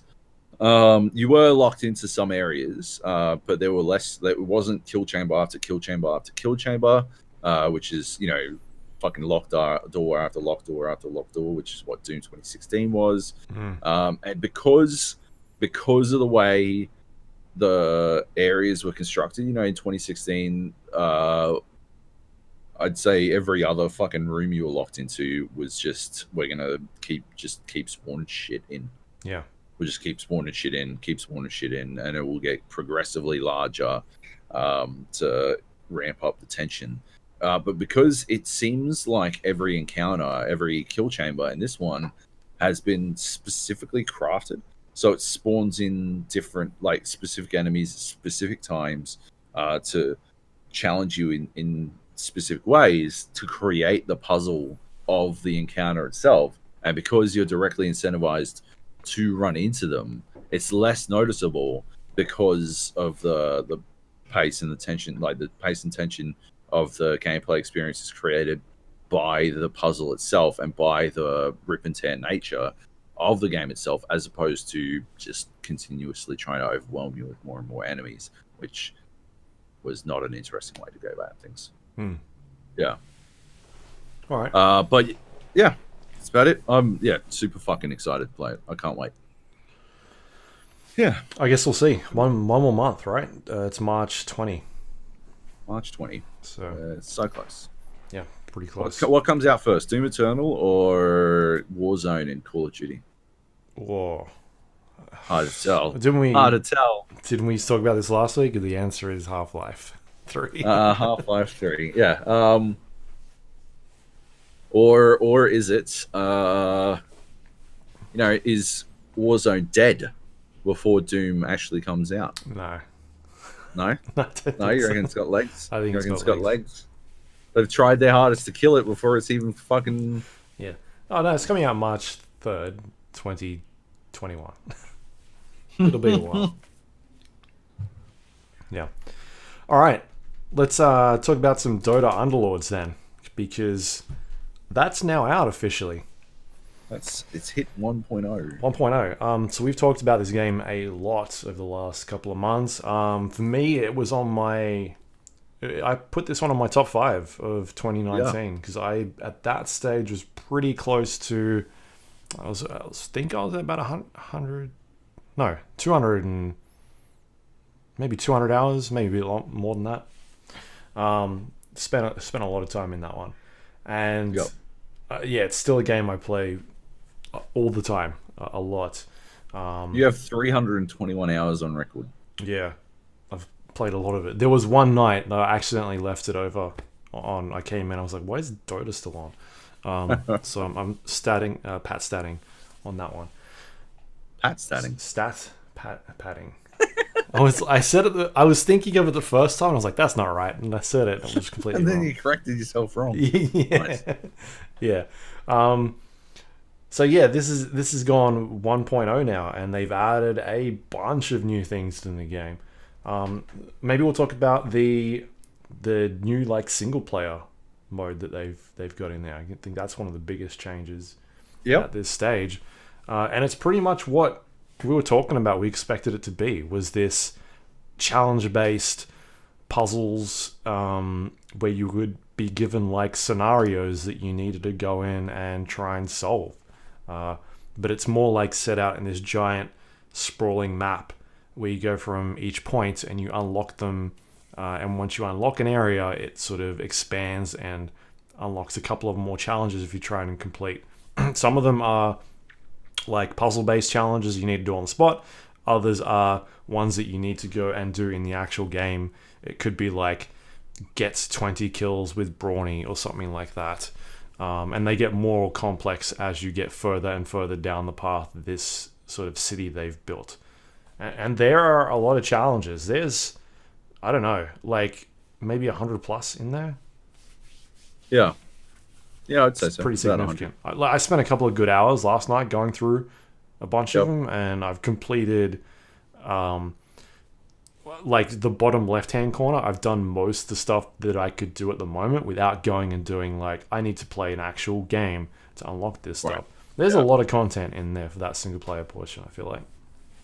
Yeah, like there's quite a bit to it. Like, your best bet is to go and do what you're doing for all of the Underlords. Like, that's your best path forward. Yeah. As much, like, unlock as much, do as many of the street fights as you can. Yeah. To unlock, so it's just challenges left. So then, because what you, like, I sort of wrote about this in the review. Because I finished Eno's section. Okay. So I've done all of it. Including all the challenges. And what I found was that if I wanted to focus on Eno, and, you know, being, I guess, goal oriented, in my nature, I did. What I found myself forcing Eno into like teams where he wasn't the best fucking fit.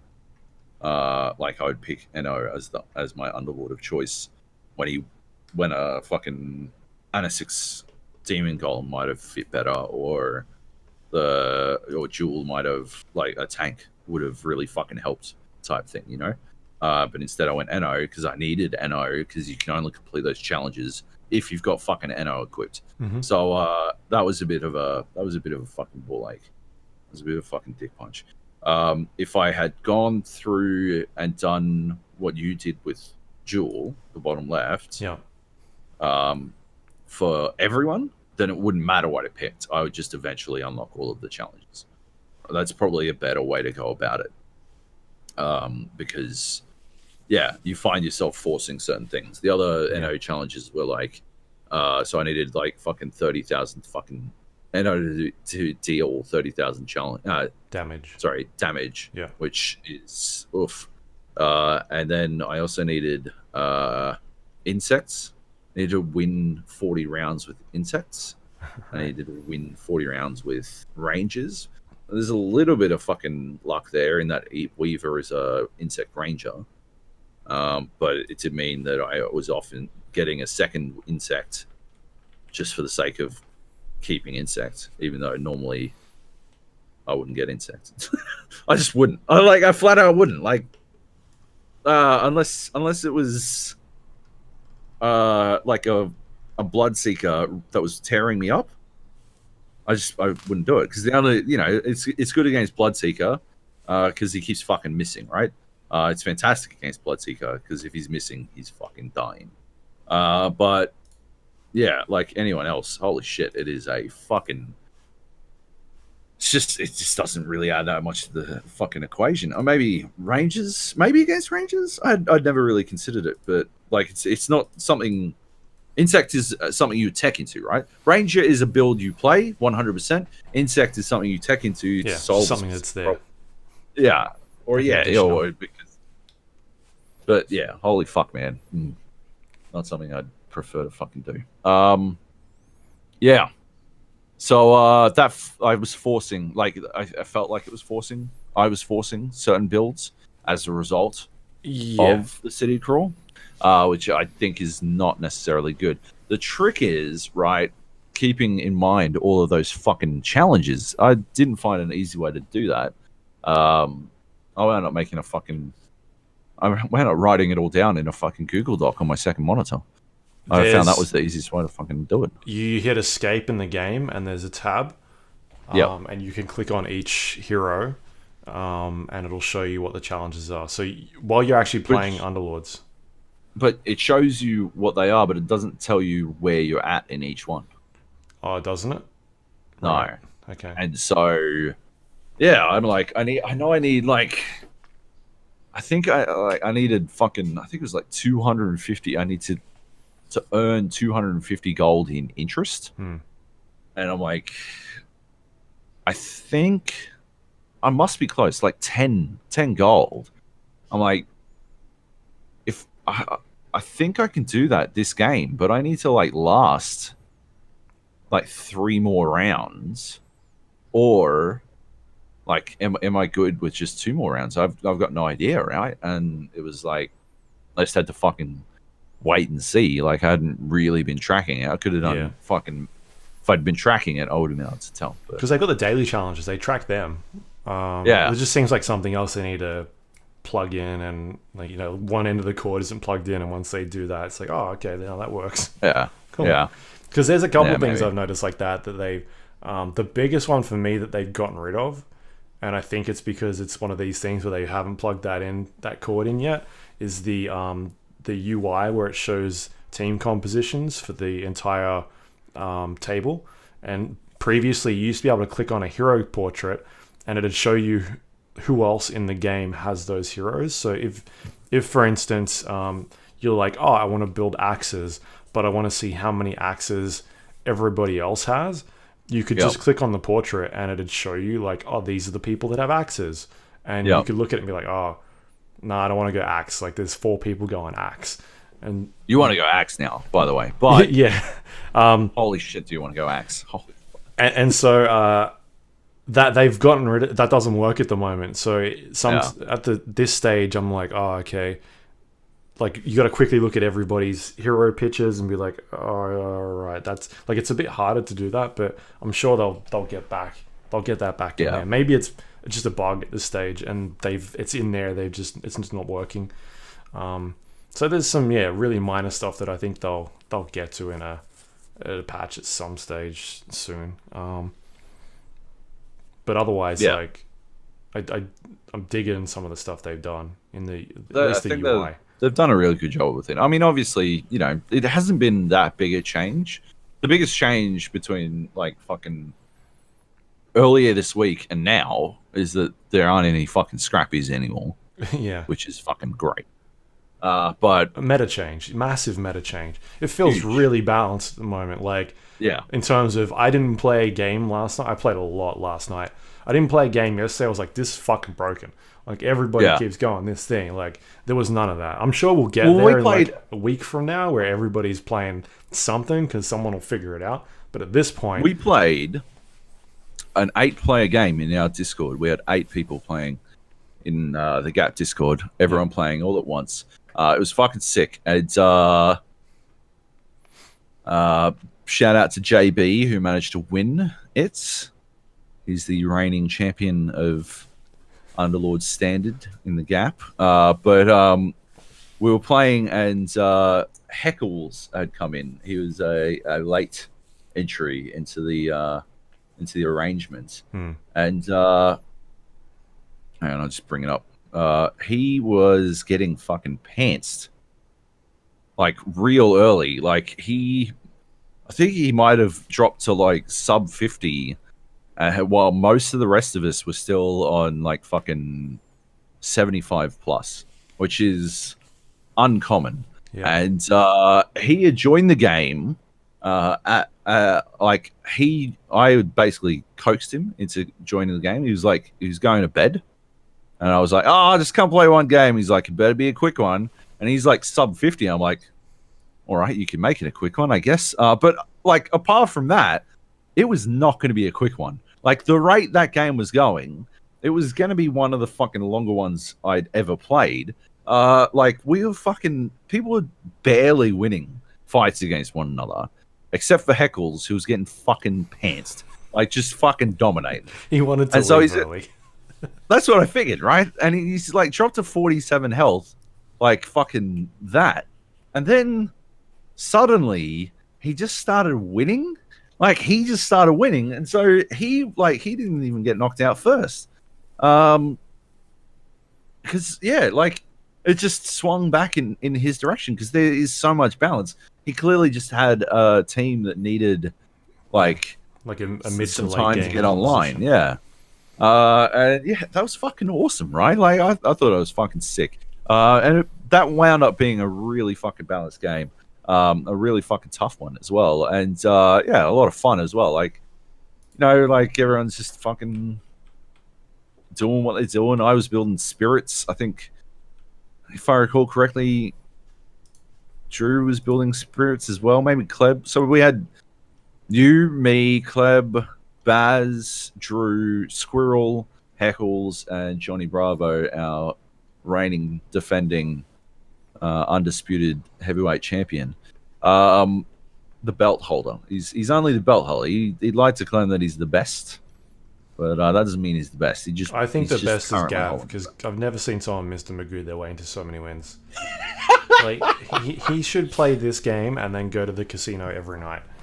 What's wild about Gavin, Grey Squirrel, is that he will be sitting there having not lost a fucking round, and he will be like, "Hey, what's a savage?" And you're like, "What the fuck do you mean, what's a savage?" You're like, "Yeah, what's a savage? What's a savage mean?" And you're like, "What the fuck are you talking about? I don't understand what a savage means." You're like, "You've got fucking 3 tiers of them. How do you not know what they do?" "Oh, I don't know what they do." You're like, hover your fucking mouse over the fucking icon. How? You're like, "Oh, what's a mouse?" And you're like, "You're fucked, cunt." It is inexplicable how fucking goofy that cunt is, and he still fucking wins constantly. Yeah. It is, or his item builds. I'm like, ridiculous. why is this item on this character? Like, it doesn't even work on this character you've got it on. The fucking he had the like kills summons on his fucking Bloodseeker. Yeah. And you're like, what the fuck are you doing? Why are you like this? It doesn't make it. And he's like, but now I want him to kill the summons. It kills whoever has the least health. It's just gonna kill summons. Like, that's the perfect fucking. Oh my god. Yeah, amazing shit. Yeah. Anyway, can't blame him for not listening to you on that one though, because you are terrible at itemization. I'm just gonna say it. You know, I've had enough at how bad you are at itemization. Because you always throw your fucking opinion out there, and it's always wrong. Every time you've told me to do something with my items, it has been the wrong. It's always correct. It is always incorrect. You are the opposite of me with Doom 2016. That's what it is. So the other big changes are the ace effects, and the aces have been removed. They're now just like a tier 5. So these are like the big boss enemies you could put on there. Like you said, the scrappies have been completely removed. So that's like, is it 9 heroes? 2, 4, 6, 8, 9 heroes have been removed. But they've added in a bunch of other heroes back into the pool that were removed a little while back for some balancing. And with that being done, they've added in some extra alliances. So Scrappy and Vamps got removed. Summoner, Vigilant, and Void end up getting put into the game. Which some of those, like Vigilant, I don't think is any good at the moment. I think that one gets like a buff at some stage. Vigilant is the one where if somebody casts a spell, all of the targets will, all of your characters will try and kill that target. Like they'll aim at it at once. All the Vigilant characters. Well, yeah. I mean, you can get to a point where everybody attacks it. So there's different tiers. Oh, okay. Yeah, right. I just don't see that one being very good at the moment. I like it against summoners, and that's about it. Yeah. Just because you desperately want Arc Warden to eat some shit early. Yeah. As soon as he starts casting, so that he just doesn't have infinite fucking chunky fucking summon Arc Wardens. That's the nightmare. Right. So Arc Warden's back. Anyone who played early on, remember Arc Warden, like just boards and boards of Arc Wardens. They nerfed him into the ground to the point where they're like, we need to get rid of him. Yeah, basically. And then they've brought him back. He's a 1 gold. he does like his summons do not. Oh, thank Christ, they do not count against your health, which is good. Yeah. But he can still just get fucking dozens of the cunts. And he doesn't take your items anymore, which is something he used to do. Yeah. And you can just destroy people with like a refresher orb or like so many cool combinations. Yeah. So he used to be like a 4, like a tier 4 or something. 4. Yep. Now he's like a tier 1. he's useless, but he's still funny. Like I had some games last night where I had him. You were playing a lot of Arc Warden.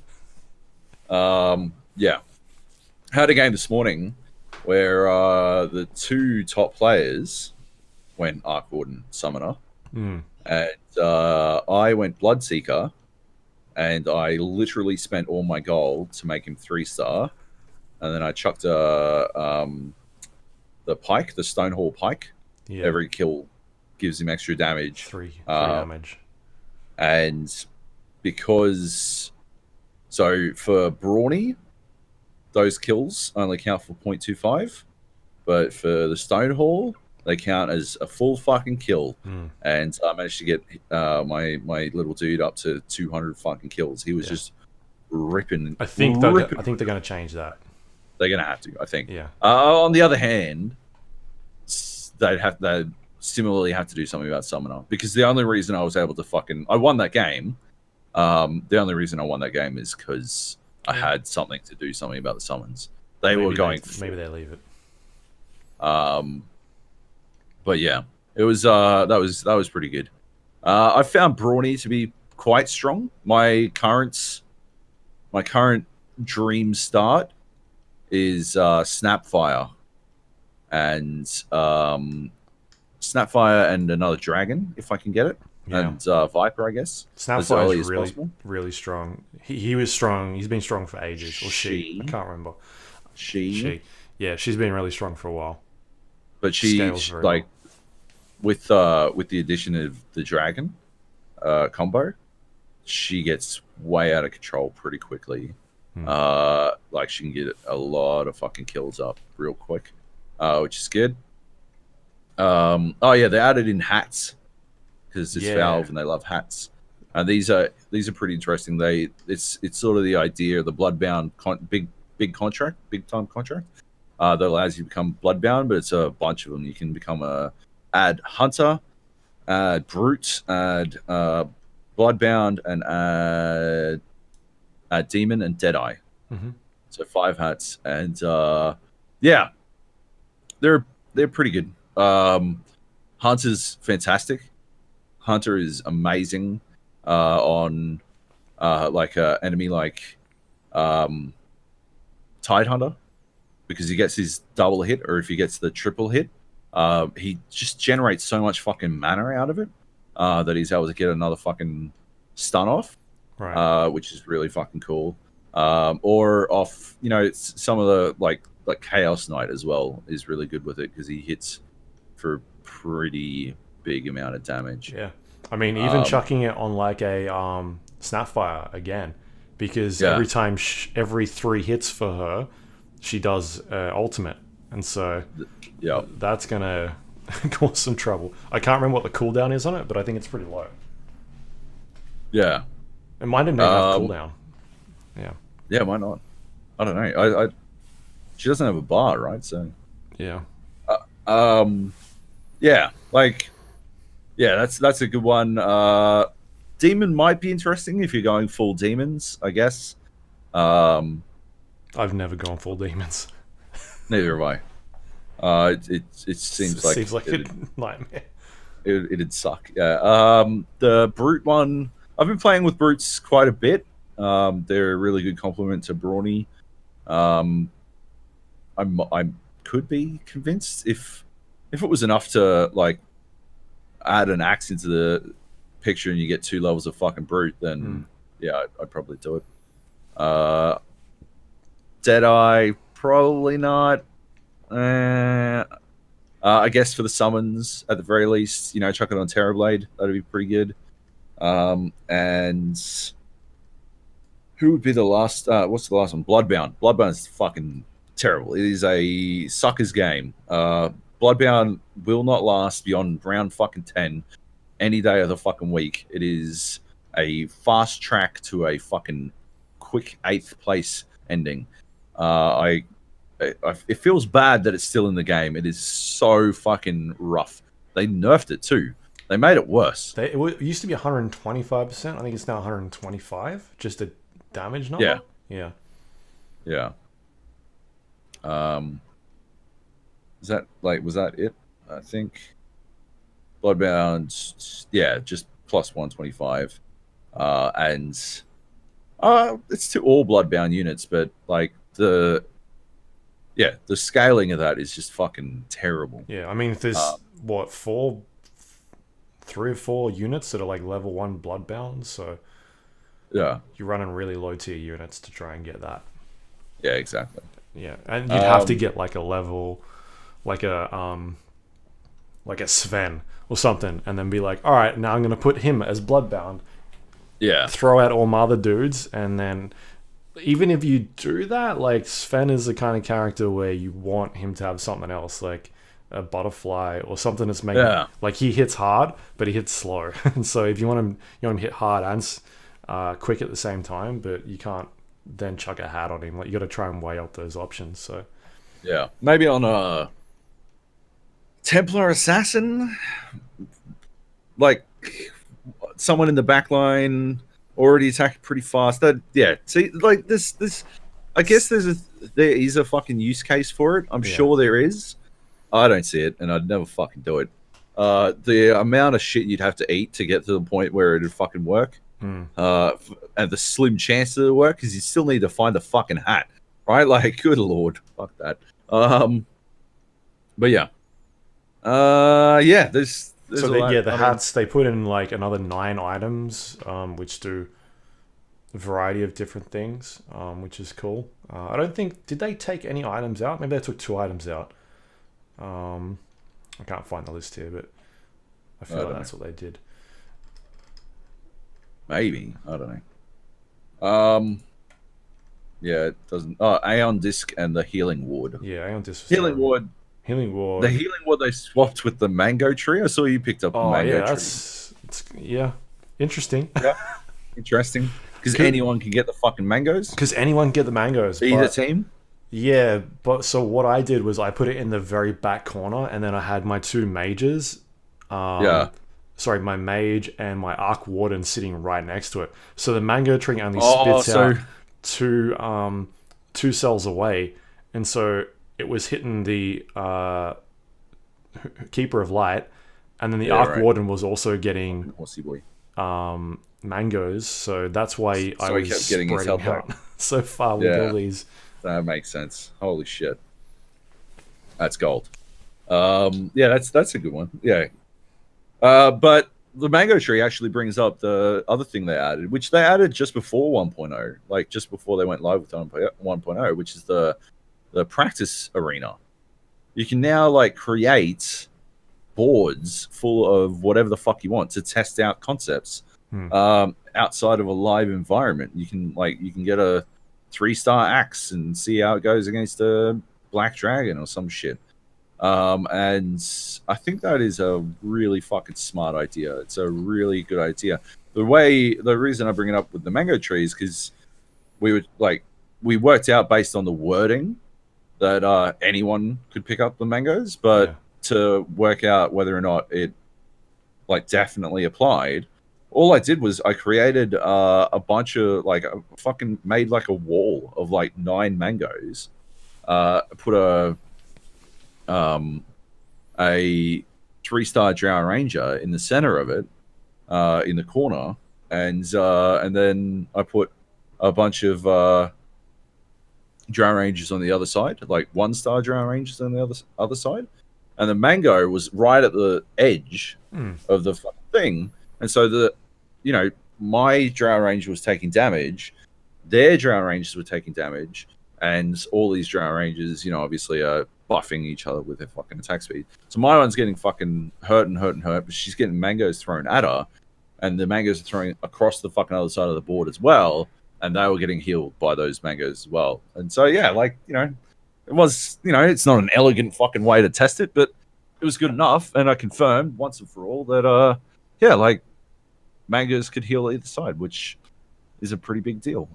Your use of it is pretty good on Arkwood is pretty fucking, yeah, that's good shit. But yeah, otherwise it seems pretty risky. I think maybe the better way to do it would be so that enemy players can pick up mangoes, but it can't be healed. They don't get healed. They just eliminate the mango. Right. I think that would be a better way. Yeah, because it's 100 hit points, and I can't remember how much mana. Is it 50 mana? Yeah. I think so. Be easy if we could fucking see it. Mango. 50 mana. 100 health. 50 mana. Yeah. Yeah. Yeah. Yeah. Like, yeah, it's a big deal. It's interesting if people are getting in your backline. Yeah. Anyway. Cool. Yep. What else can we talk about? Like gameplay wise, I don't think is there much else they've changed. No, I think for the most part everything's relatively similar. A lot of like cosmetic changes. So they've got in this like season pass, battle pass sort of system where there's like 100 items, 100 tiers you can progress through. So more games you play, more experience you earn, and as you progress through this tree, you unlock cosmetic stuff. It's all cosmetic, no gameplay stuff. So a lot of the boards are customizable now, and the characters on the boards and the portraits and things surrounding it, like the cosmetics when you do damage to certain players, and the streak system, you can customize all that sort of stuff now.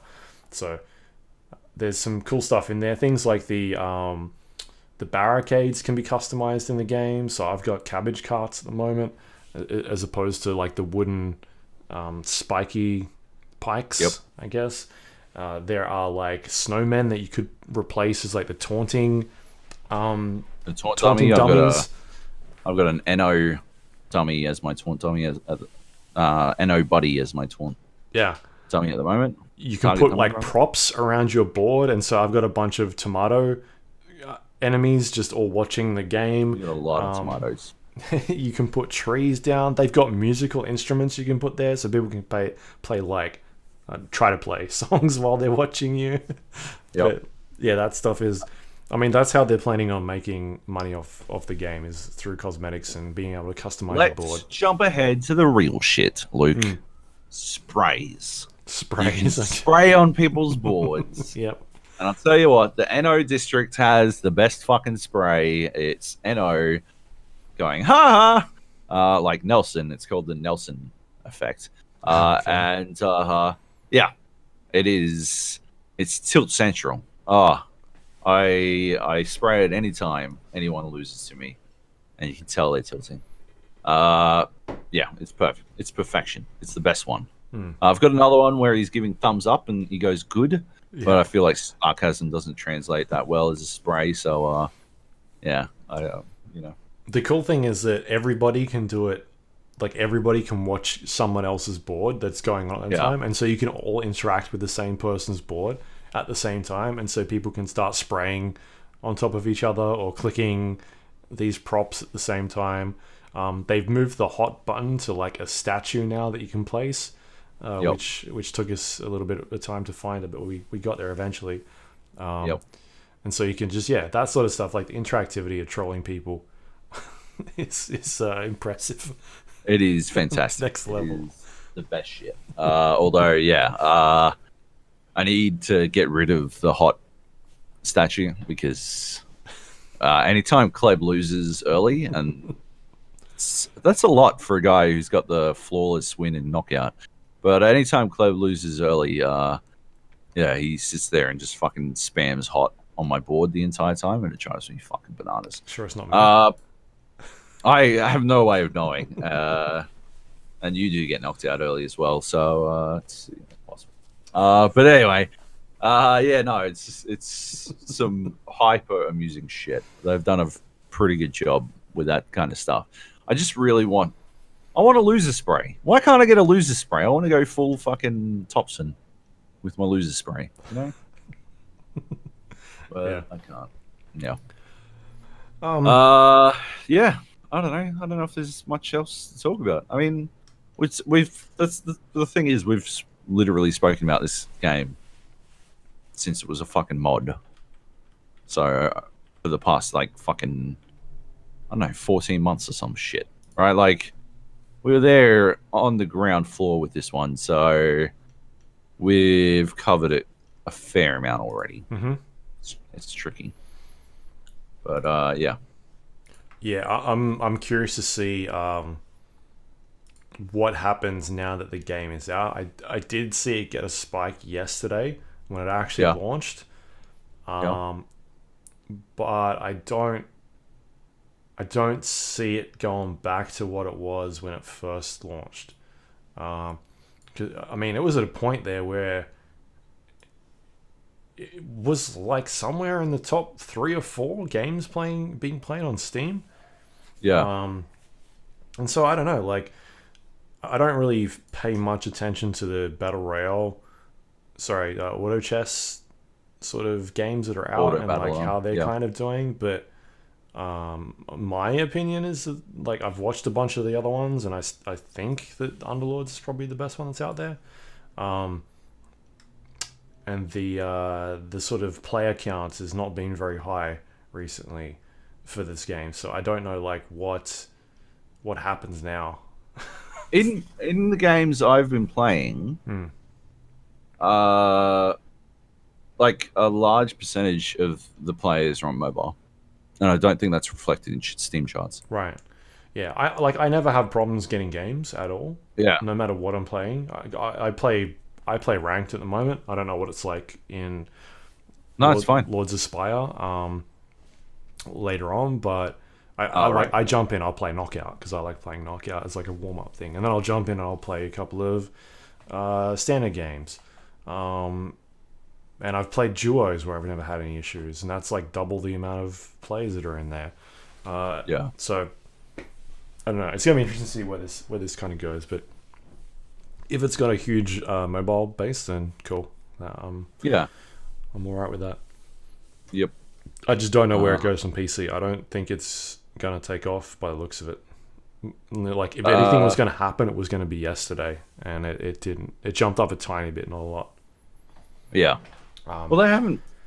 I mean, fucking hell. For what is largely like a company built around fucking selling shit, they are just awful at fucking marketing. They are fucking woeful at marketing. Like, there was that one cover story in PC Gamer. Yeah. There were no other previews, no other interviews. Yeah. Like, nothing. No ads. I think there's a banner at the top of fucking Steam at the moment, and that's it. Yeah. Like, I mean, and this is something you and I were talking about before we started recording, of like people may not understand because they'll look at the title and be like, oh, it's a Dota game, and then so they're turned off because they know how complex Dota is, or how complex MOBAs are, and so they're like, oh well, I don't know how that works, so I'm not going to play this game. But all the people that we're playing with don't play Dota, and they don't like know the mechanics of Dota, and they still have a lot of fun with this. Yeah, 100%. So I think that's a big sort of stigma they got to try and get through, and they've done a bad job of getting press out there, or even they just don't even try. But the same thing's happening with Half-Life Alyx, right? I haven't seen any fucking previews for that. Haven't heard of any interviews, or maybe that one interview at launch or whatever. Like, yeah, they're just terrible at it, and I feel really bad for saying this because that is the purview of the fucking Clit Commander himself, Eric Johnson from Valve. He's their marketing director, or at least he was. I don't know if he still is, but the fucking pussy fiend himself isn't even fucking doing any marketing. I don't understand. Sort it out, Eric. You're our boy. You know, bad boys for life, man. But sort your fucking shit out. Sell your fucking games. Yeah. All right. That's Dota Underlords out on Steam now, also out on mobile devices if you want to check it out. We've got a Gap channel, people playing all the time. So Yep. jump on in there. Oh, maybe you just quickly mention the season pass. I think it's $5 over here, $4.99. What is it for you guys? $7.50, I think. $7.50. Yeah. I'm more than happy to buy a couple of these. You got 360. I've got fucking what? 167 hours. They can have $8 for fucking 167 hours of fucking entertainment. That Absolutely. Seems like a fucking good deal. Yeah, 100%. Cool. All right, that's it. That's the game. Should we do some news? Let's do some news. You want to run the show here because you put all these down. So put them all down. All right, let's start with Kojima Productions, Facebook, EA, Sony. Everyone's out of fucking GDC. Everyone's pulling out of GDC 2020. And I believe by extension PAX East, if they haven't already. People are. We talked about this a bit last week. I just wanted to bring it up again. This shit's crazy, eh? Like, did we talk about last week? We talked about Sony pulling out last week. How coronavirus doesn't seem that dangerous. I know we're not supposed to use Plague Inc. as a fucking measure of how fucking diseases work. I understand this, but in terms of lethality, right? It sure seems like coronavirus has low lethality. Maybe like a high infection rate and a low lethality. And unlike in Plague Inc., viruses can't just evolve into suddenly being way more lethal. You can't just like press a button as a virus and then suddenly everyone's bleeding out their fucking eyes. Like, yeah, that shit's like, yeah, obviously nobody wants the flu. But yeah, I don't know. There must be something I don't understand about this virus, or I guess diseases in general, because people are freaking the fuck out about this fucking coronavirus. Yeah. I just don't understand it, I guess. I don't know. There was a statement from Boston, the mayor of Boston, that sent to, I think, Sony, asking them to reconsider their removal from PAX. Like, that's pretty interesting. Damn. Yeah, Cyberpunk's out as well, and PUBG devs have abandoned PAX East as well. Like, yeah, I don't know, man. It just seems weird. I guess there are a lot of fucking people from all over the place packed into one small area. It's not like I've never gotten con flu, so I do understand.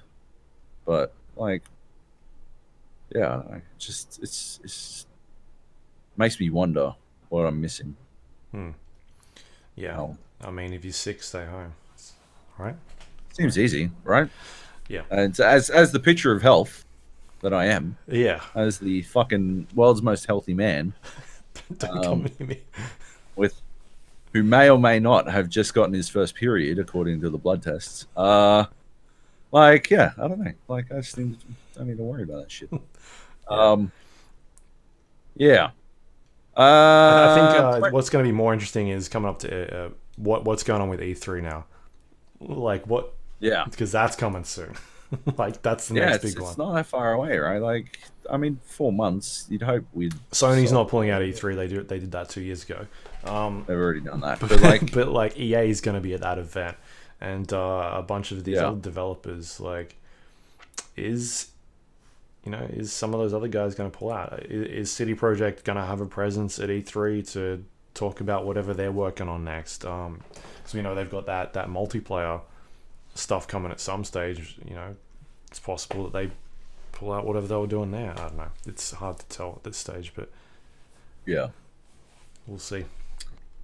Yep, it might affect things. There's been talk about hardware issues with like the PlayStation now that this is happening as well. It's not unreasonable to think about. It's probably something that we've got to start considering, whether or not these consoles actually make release this year. If the large portions of the parts are manufactured in China, that's going to be a problem because a fuck ton of that country is under lockdown. Mm. Yeah, that is going to start to be a concern. There's no question, in my opinion. Yep. So yeah, that's going to be pretty interesting later on in the year. Worth keeping an eye on. All right. Predator Hunting Grounds will have a free trial on Epic Games Store and PlayStation on the weekend of the 27th to the 29th of March. I just want to point this out because I know it's your favorite game of all time, and you're going to fucking love it. You're amped for it because of its previous developers. So I just wanted to point this out and let you know that you won't have to buy before you try. I'm fucking that's just okay. It's coming out in April, so it's like a full month before. Yeah, this seems like a stress test for the servers and bugs. I'm guessing. I'm gonna take a stab and say it's gonna be on fire. You reckon? Like Just straight judging fire? from the last game they put out, where that was on fire when they released it. Yep. Yeah. Yeah, I don't care. I'm still in. I'm gonna fucking. I'm gonna play it. We're definitely I'm gonna try to play it. Yeah, we'll do our best to play it. But I've seen videos of it. It looks terrible. I'm not shitting on it just because they made bad games in the past. Like the videos that they've put up of this game for their marketing material makes it look terrible. But at the same time, I've seen terrible Predator movies as well. So which one? You're lying. They're all good. That last one. It was like 60% good, and then it went fucking downhill at the end there. It was 60% fine and went downhill from there. You measure, like, you gotta remember you're measuring it against you're measuring it against Predator, okay? Yeah. Like, flawless cinema. It was fine. Anyway. Buying Cyberpunk on Xbox One will get you the game on Xbox One Series X as well, and this might also apply to other games. This is pretty cool. They tweeted about it. You know, you shouldn't have to buy the game a second time, which is pretty fucking sick. Might also be a sneaky indicator that the Xbox One Series X is going to be delayed in its launch, and they still want people to fucking buy their game. But yeah, it's cool. The other thing is that this is coming out in what's the release date for Cyberpunk? Is it August, September? September. Yeah, and we're expecting November for. Yeah, we know that other games, that other consoles are coming out maybe October-ish, November, if we're judging by previous years. So yeah, asking people to pay twice for that would be a bit annoying. But at the same time, Xbox put out a statement over the weekend where they released a bunch of information about the new console, saying that first-party games will include this. So if you buy it, you play it anyway. It's something they've talked about in the past, but this is more like an official marketing thing. So I'll be able to play Ori and the Will of the Wisps, in 8K finally. 140 frames. So yeah, that's good. It just means that we've got to sit back and see if third-party developers jump on board with it and decide to do something similar, because it means that we can play games like Rockstar can't do their Red Dead Redemption 2 sort of thing where they sell it and then a year later they bring it out. True. Technically, you'd be able to play it on, like, if I bought the game on Xbox One X, can I also play it on PC? Like, did they talk about that, or I don't think so. On the Play Anywhere stuff? I don't know. No, I don't know. Anyway. Still cool. Yep. And EA bans Kurt 0411 from all of their games and services. I don't know if you saw this, Luke. Yes, I did. The FIFA guy. So, the FIFA guy, Kurt 0411, Kurt Fennick, who was I suppose was a FIFA pro and YouTuber FIFA YouTuber has been banned from every EA game and online service as a result of alleged threats to EA employees from the streamer. And they released this announcement in a tweet, which is also something I've never seen before. This is weird, eh? This is fucking super weird, in my opinion. Because first of all, like my initial reaction, and on reading the article in Kotaku, my gut reaction was like, fucking, fuck that piece of shit. But I don't know, man. I've been looking into this, and something seems a bit fucking off here. There is absolutely no question that this dude is a world-class piece of shit. Yeah. Right? Like, he is just fucking ultra tier 1 dickwad. But I, for the life of me, cannot find any evidence of him threatening EA employees. There's a video of him like just fucking unhinged ranting about the FIFA, and then spitting on an EA Sports scarf. But that's not a threat to anyone. It's weird and definitely off, but it's not a threat. It's not harassment. Since that time, Curtis. This is from their tweet. The reason they said for banning him. Since that time, Curtis continued to post abusive and threatening messages and videos about EA employees and competitive players on social media, and he has encouraged others to do the same. His messages have crossed the line of decency into very personal attacks and breach our terms of service. We will not tolerate threatening behavior.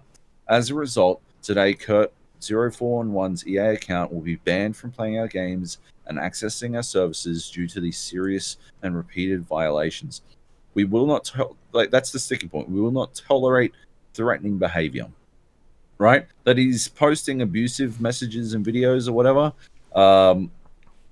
Like unhinged crazy person rants are absolutely abusive messages. And he does lash out at certain like EA employees by name, which is definitely a shitty fucking thing to do.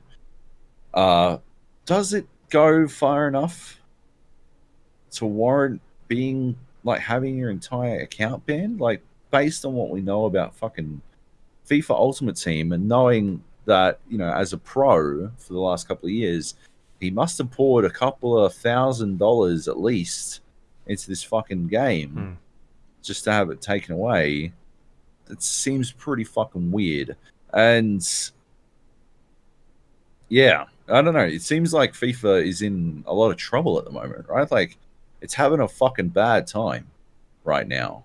The last thing in the Kotaku post story about this was like one of the world's best players, Tex, like straight up talking about how nobody has a good time playing FIFA anymore. And like you dig into a bit further, and there's like absolutely catch-up mechanics built into the game. Like your players will just play like shit once you're out to a lead. Like there's all kinds of stuff going wrong in this game at the moment. Yeah, I don't know. I don't buy into the conspiracy theory that they did this to like silence him about FIFA.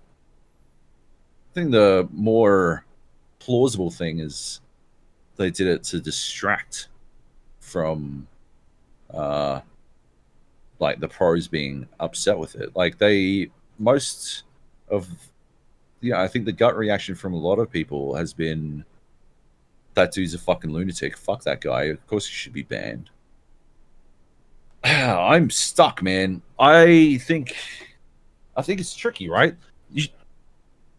what are you supposed to do, right? Like, it brings up a really fucking big fucking question about what the fuck companies are supposed to do if they're attempting to curb, like, dog shit behavior. It's not like this is the first time there was that dude, the League of Legends player, who was always kind of a cunt for a lot of his career. Was it Tyler One? Yeah. That guy, right? They banned him for a while, and he just kept playing and came back eventually. And but his behavior has changed, right? Like, he's still kind of a nutcase, but like, his behavior changed, right? Like, it seems like there is precedent for it to work to some extent, and at the same time, this seems like it's a direct attack on this one dude who's, I don't know. Maybe I just feel fucking rough about it because I swear so much, right? I'm like, oh wait, they're banning motherfuckers for swearing now. Joe, we better get on the fucking defense force out of here, because first they came for the unhinged lunatics, and I said nothing, and then they came for the fuckheads. And still, I said nothing. And then they came for me, and there's no one left to speak out, right? Like, fuck, man. Like, yeah. Maybe I'm one of the fuckheads. It's possible. But no, genuinely, as someone who has controversial opinions and voices them in an unorthodox manner, yeah, I don't know. Maybe this does hit a bit close to home for me. Like, I gotta say again, there's no fucking question. This dude is a fuckwit. But I just don't know if his entire fucking account and access to EA games forever should have been yeeted over this. Yeah. It seems drastic. Especially when they're saying that he's doing all these things, and then from what I read up, at least, none of the articles could reference any of this stuff. That's it, right? Yeah. Unless he's deleted it or something, but EA's never said these are the things he said, just that he was threatening employees. Right? Like, on it social seemed media. like... Yeah. Yeah. Like, I don't know. Maybe like a year ban or something would make more sense, but for them to go, yeah, this harsh is... Also, what's to stop him from just buying another account? Or buying 100%. Like, yeah, absolutely. Well, no, that's the other thing. They've been DMCAing his videos as well, which right. I believe is illegal. Like, we basically spoke about this, like, with the fucking Call of Duty thing. Yeah. Right? Like, it's a fucking direct abuse of the system. So that's also kind of shitty. There's a lot that's shitty about this. Yeah, for sure. But I did see some of his videos, and he just looks like an immature dickhead. So, 100%. Yeah, there's no question, right? Like, yeah, he's a dickwad. Like, yeah, but I think that went too far. Yeah.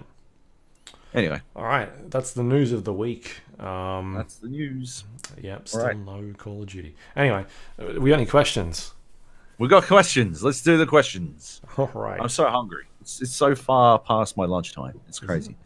Yeah, it's 2:00, man. No, it's 20 to 2. Anyway, look, I eat lunch at 12 o'clock on the dot every day, and it's driving me fucking bananas today. Dangers writes, "Hi, Luke and Joseph. Have either of you started production on Jak and Daxter remakes in Dreams? I've been hoping for some since childhood. Also, I can't believe on the latest potty, when discussing turning the show into a Dreams podcast, nobody mentioned the Dreamcast is a cheeky name. I am so fucking upset. With love, dang. Oh my god, I cannot believe we didn't. Have you started your Jak and Daxter remake, Luke? Not yet, but it's getting close. You should get one of the Sonic remakes and just change character. Yep, easy clap. Make him brown or red. Yeah, easy. Like don't even fucking change the model. Just recolor him. And but have would that be Knuckles? So people like it's Knuckles. Attach a nameplate to him. It says with an arrow pointing down. Jak Jack or Daxter. I'm not sure which one. One of these two. One of those guys. And the Dreamcast. I cannot believe we didn't go for. It's a good name. Especially because the Dreamcast, like the Gap, started its life exclusive to Telstra broadband internet, and like the Gap, the Dreamcast lived for about 10 years longer than it should have. So it's a really good one. I'm gutted. I'm gutted we can get there. Good question, Dang. Klebo writes, how do you say his name? Is it Klebo Maid? Klebo Marty? Klebom. I think it's Klebo. Is it supposed to be a lemonade pun? I don't fucking understand. It's weird. Anyway, do you think it's possible for a battle royale game to survive with multiple maps available at the same time? No introduction, just straight into the question. All right, it's fine. That's very rude. PUBG It's a very is rude question. so rude, like unbelievable.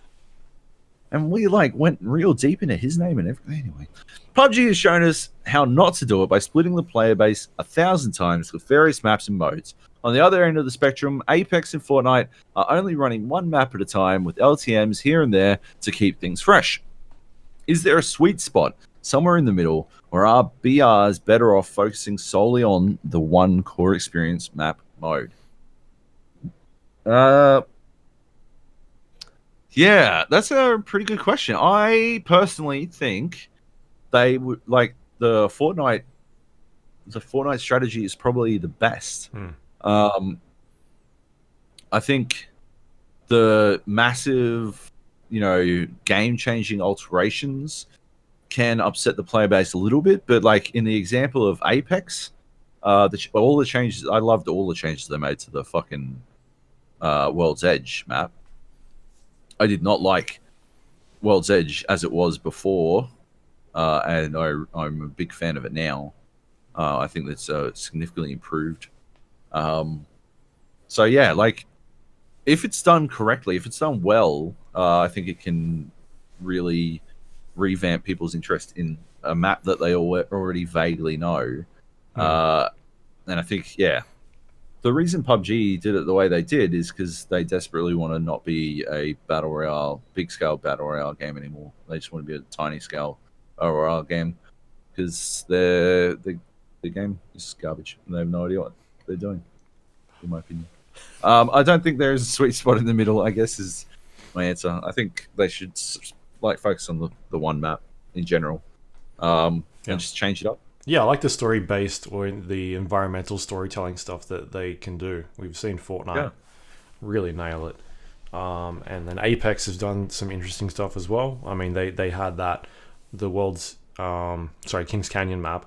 They changed it, made it look different, made it feel different, and then completely got rid of it, brought in World's Edge, changed that map again, and they're bringing back Kings Canyon at some stage. We don't know how that's going to sort of play out. It sounds like they might be switching like halfway through the season back to the other map. Like, to be honest, I wouldn't even need them to change the map all that often. Like, I would happily play Erangel and just see them improve it. Yeah. Like, 100%. Yeah, like a giant volcano is now in the middle. It just like comes up and huge, massive improvement. Like, there's like always there's lava constantly. Like, remember when we were playing Sea of Thieves and we just went through the lava section where it was just fucking eruptions all day? Yeah, just do that. And they could be like zones. Like, you'd have to give them a color, like red. I guess red zones, and anywhere in the red zone explodes.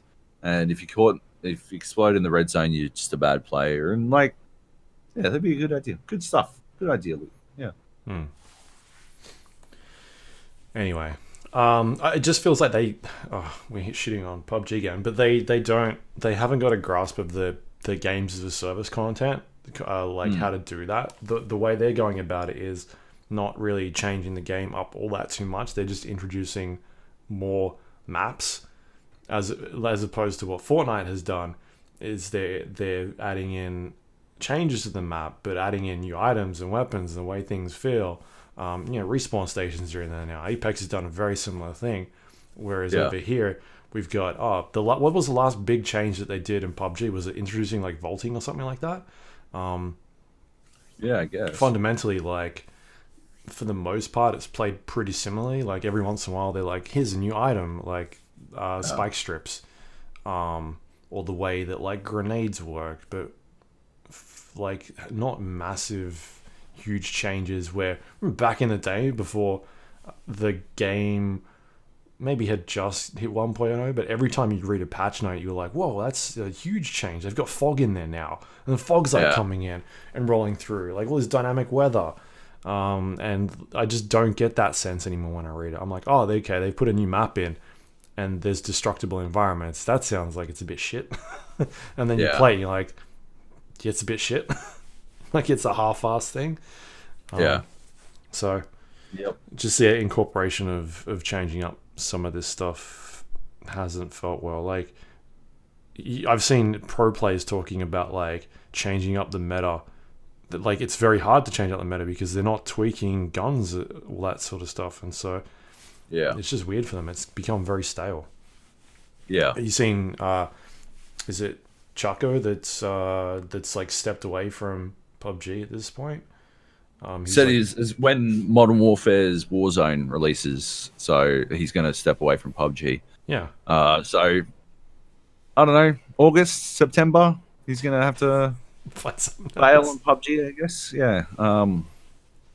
No, that's huge, right? Like, that dude is literally the champion of PUBG. That dude. Oh, Wacky Jackie, I think, is probably, he's more in love with it, but the other, like, Chaco Wacky Jackie at least has, like, I've seen critical videos of his, like, not like, it's still couched in a adoration for a game that hasn't earned it, but like, it's still, he will criticize it. I've never seen Choco Taco ever say anything. He's always like, he's very positive and very nice. Yeah, he's a really positive dude. Like, he's just he gets stream snipe and he's usually okay with it. He's very chill. He's very chill. Yeah. I don't understand how people live like that. Anyway, I think that's a huge deal. Anyway, let's not dwell on PUBG. That's it. That's the questions. Good question, Kleb. Yep. Clever made.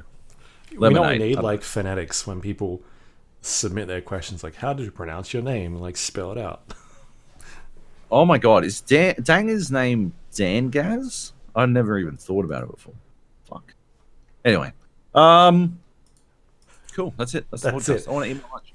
That's the podcast. You can find us on iTunes, Android, Windows Store, Spotify, everywhere that you can grab a podcast. We'll probably be on there. You can find us under the Gap, the GA podcast, the Gap podcast as well. Because someone asked me the other day, where's your podcast? And I went and looked for it. I couldn't find it. I'm like, I don't know where the fuck it is. Like, it's one of those things. It was under the Gap podcast. So sweet. That's where I'm glad I've known this 500 episodes in. That's good to know. Otherwise, you can find us on the social media, facebook.com/GA podcast, twitter.com/GA podcast. You can email us, thegapodcast@gmail.com, or you can go to our website, which is thegapodcast.com, and find all the links to things we talked about. You can also go to our Discord page if you want to, thegapodcast.com/Discord, thegapodcast.com/YouTube if you want to watch this. Maybe I'll put some Ori clips up tonight as well. And I think that's it. If you want to help support the show, go to patreon.com/GA podcast. Thank you to everyone that helps put on this show every month. We appreciate that. You're the best. We do. You can also find me at twitter.com/Luke Lawrie, Lawrie, and Joab is Joby Jojo. I just did a fart. Sorry, I was like trying to look at Audacity to see if it's spiked. Right. I don't know. I listeners left. Bump it up. Compress the land of that. All right, that is it. You can stay tuned till next week where we talk about How much we hate PUBG. about not playing Call of Duty yet.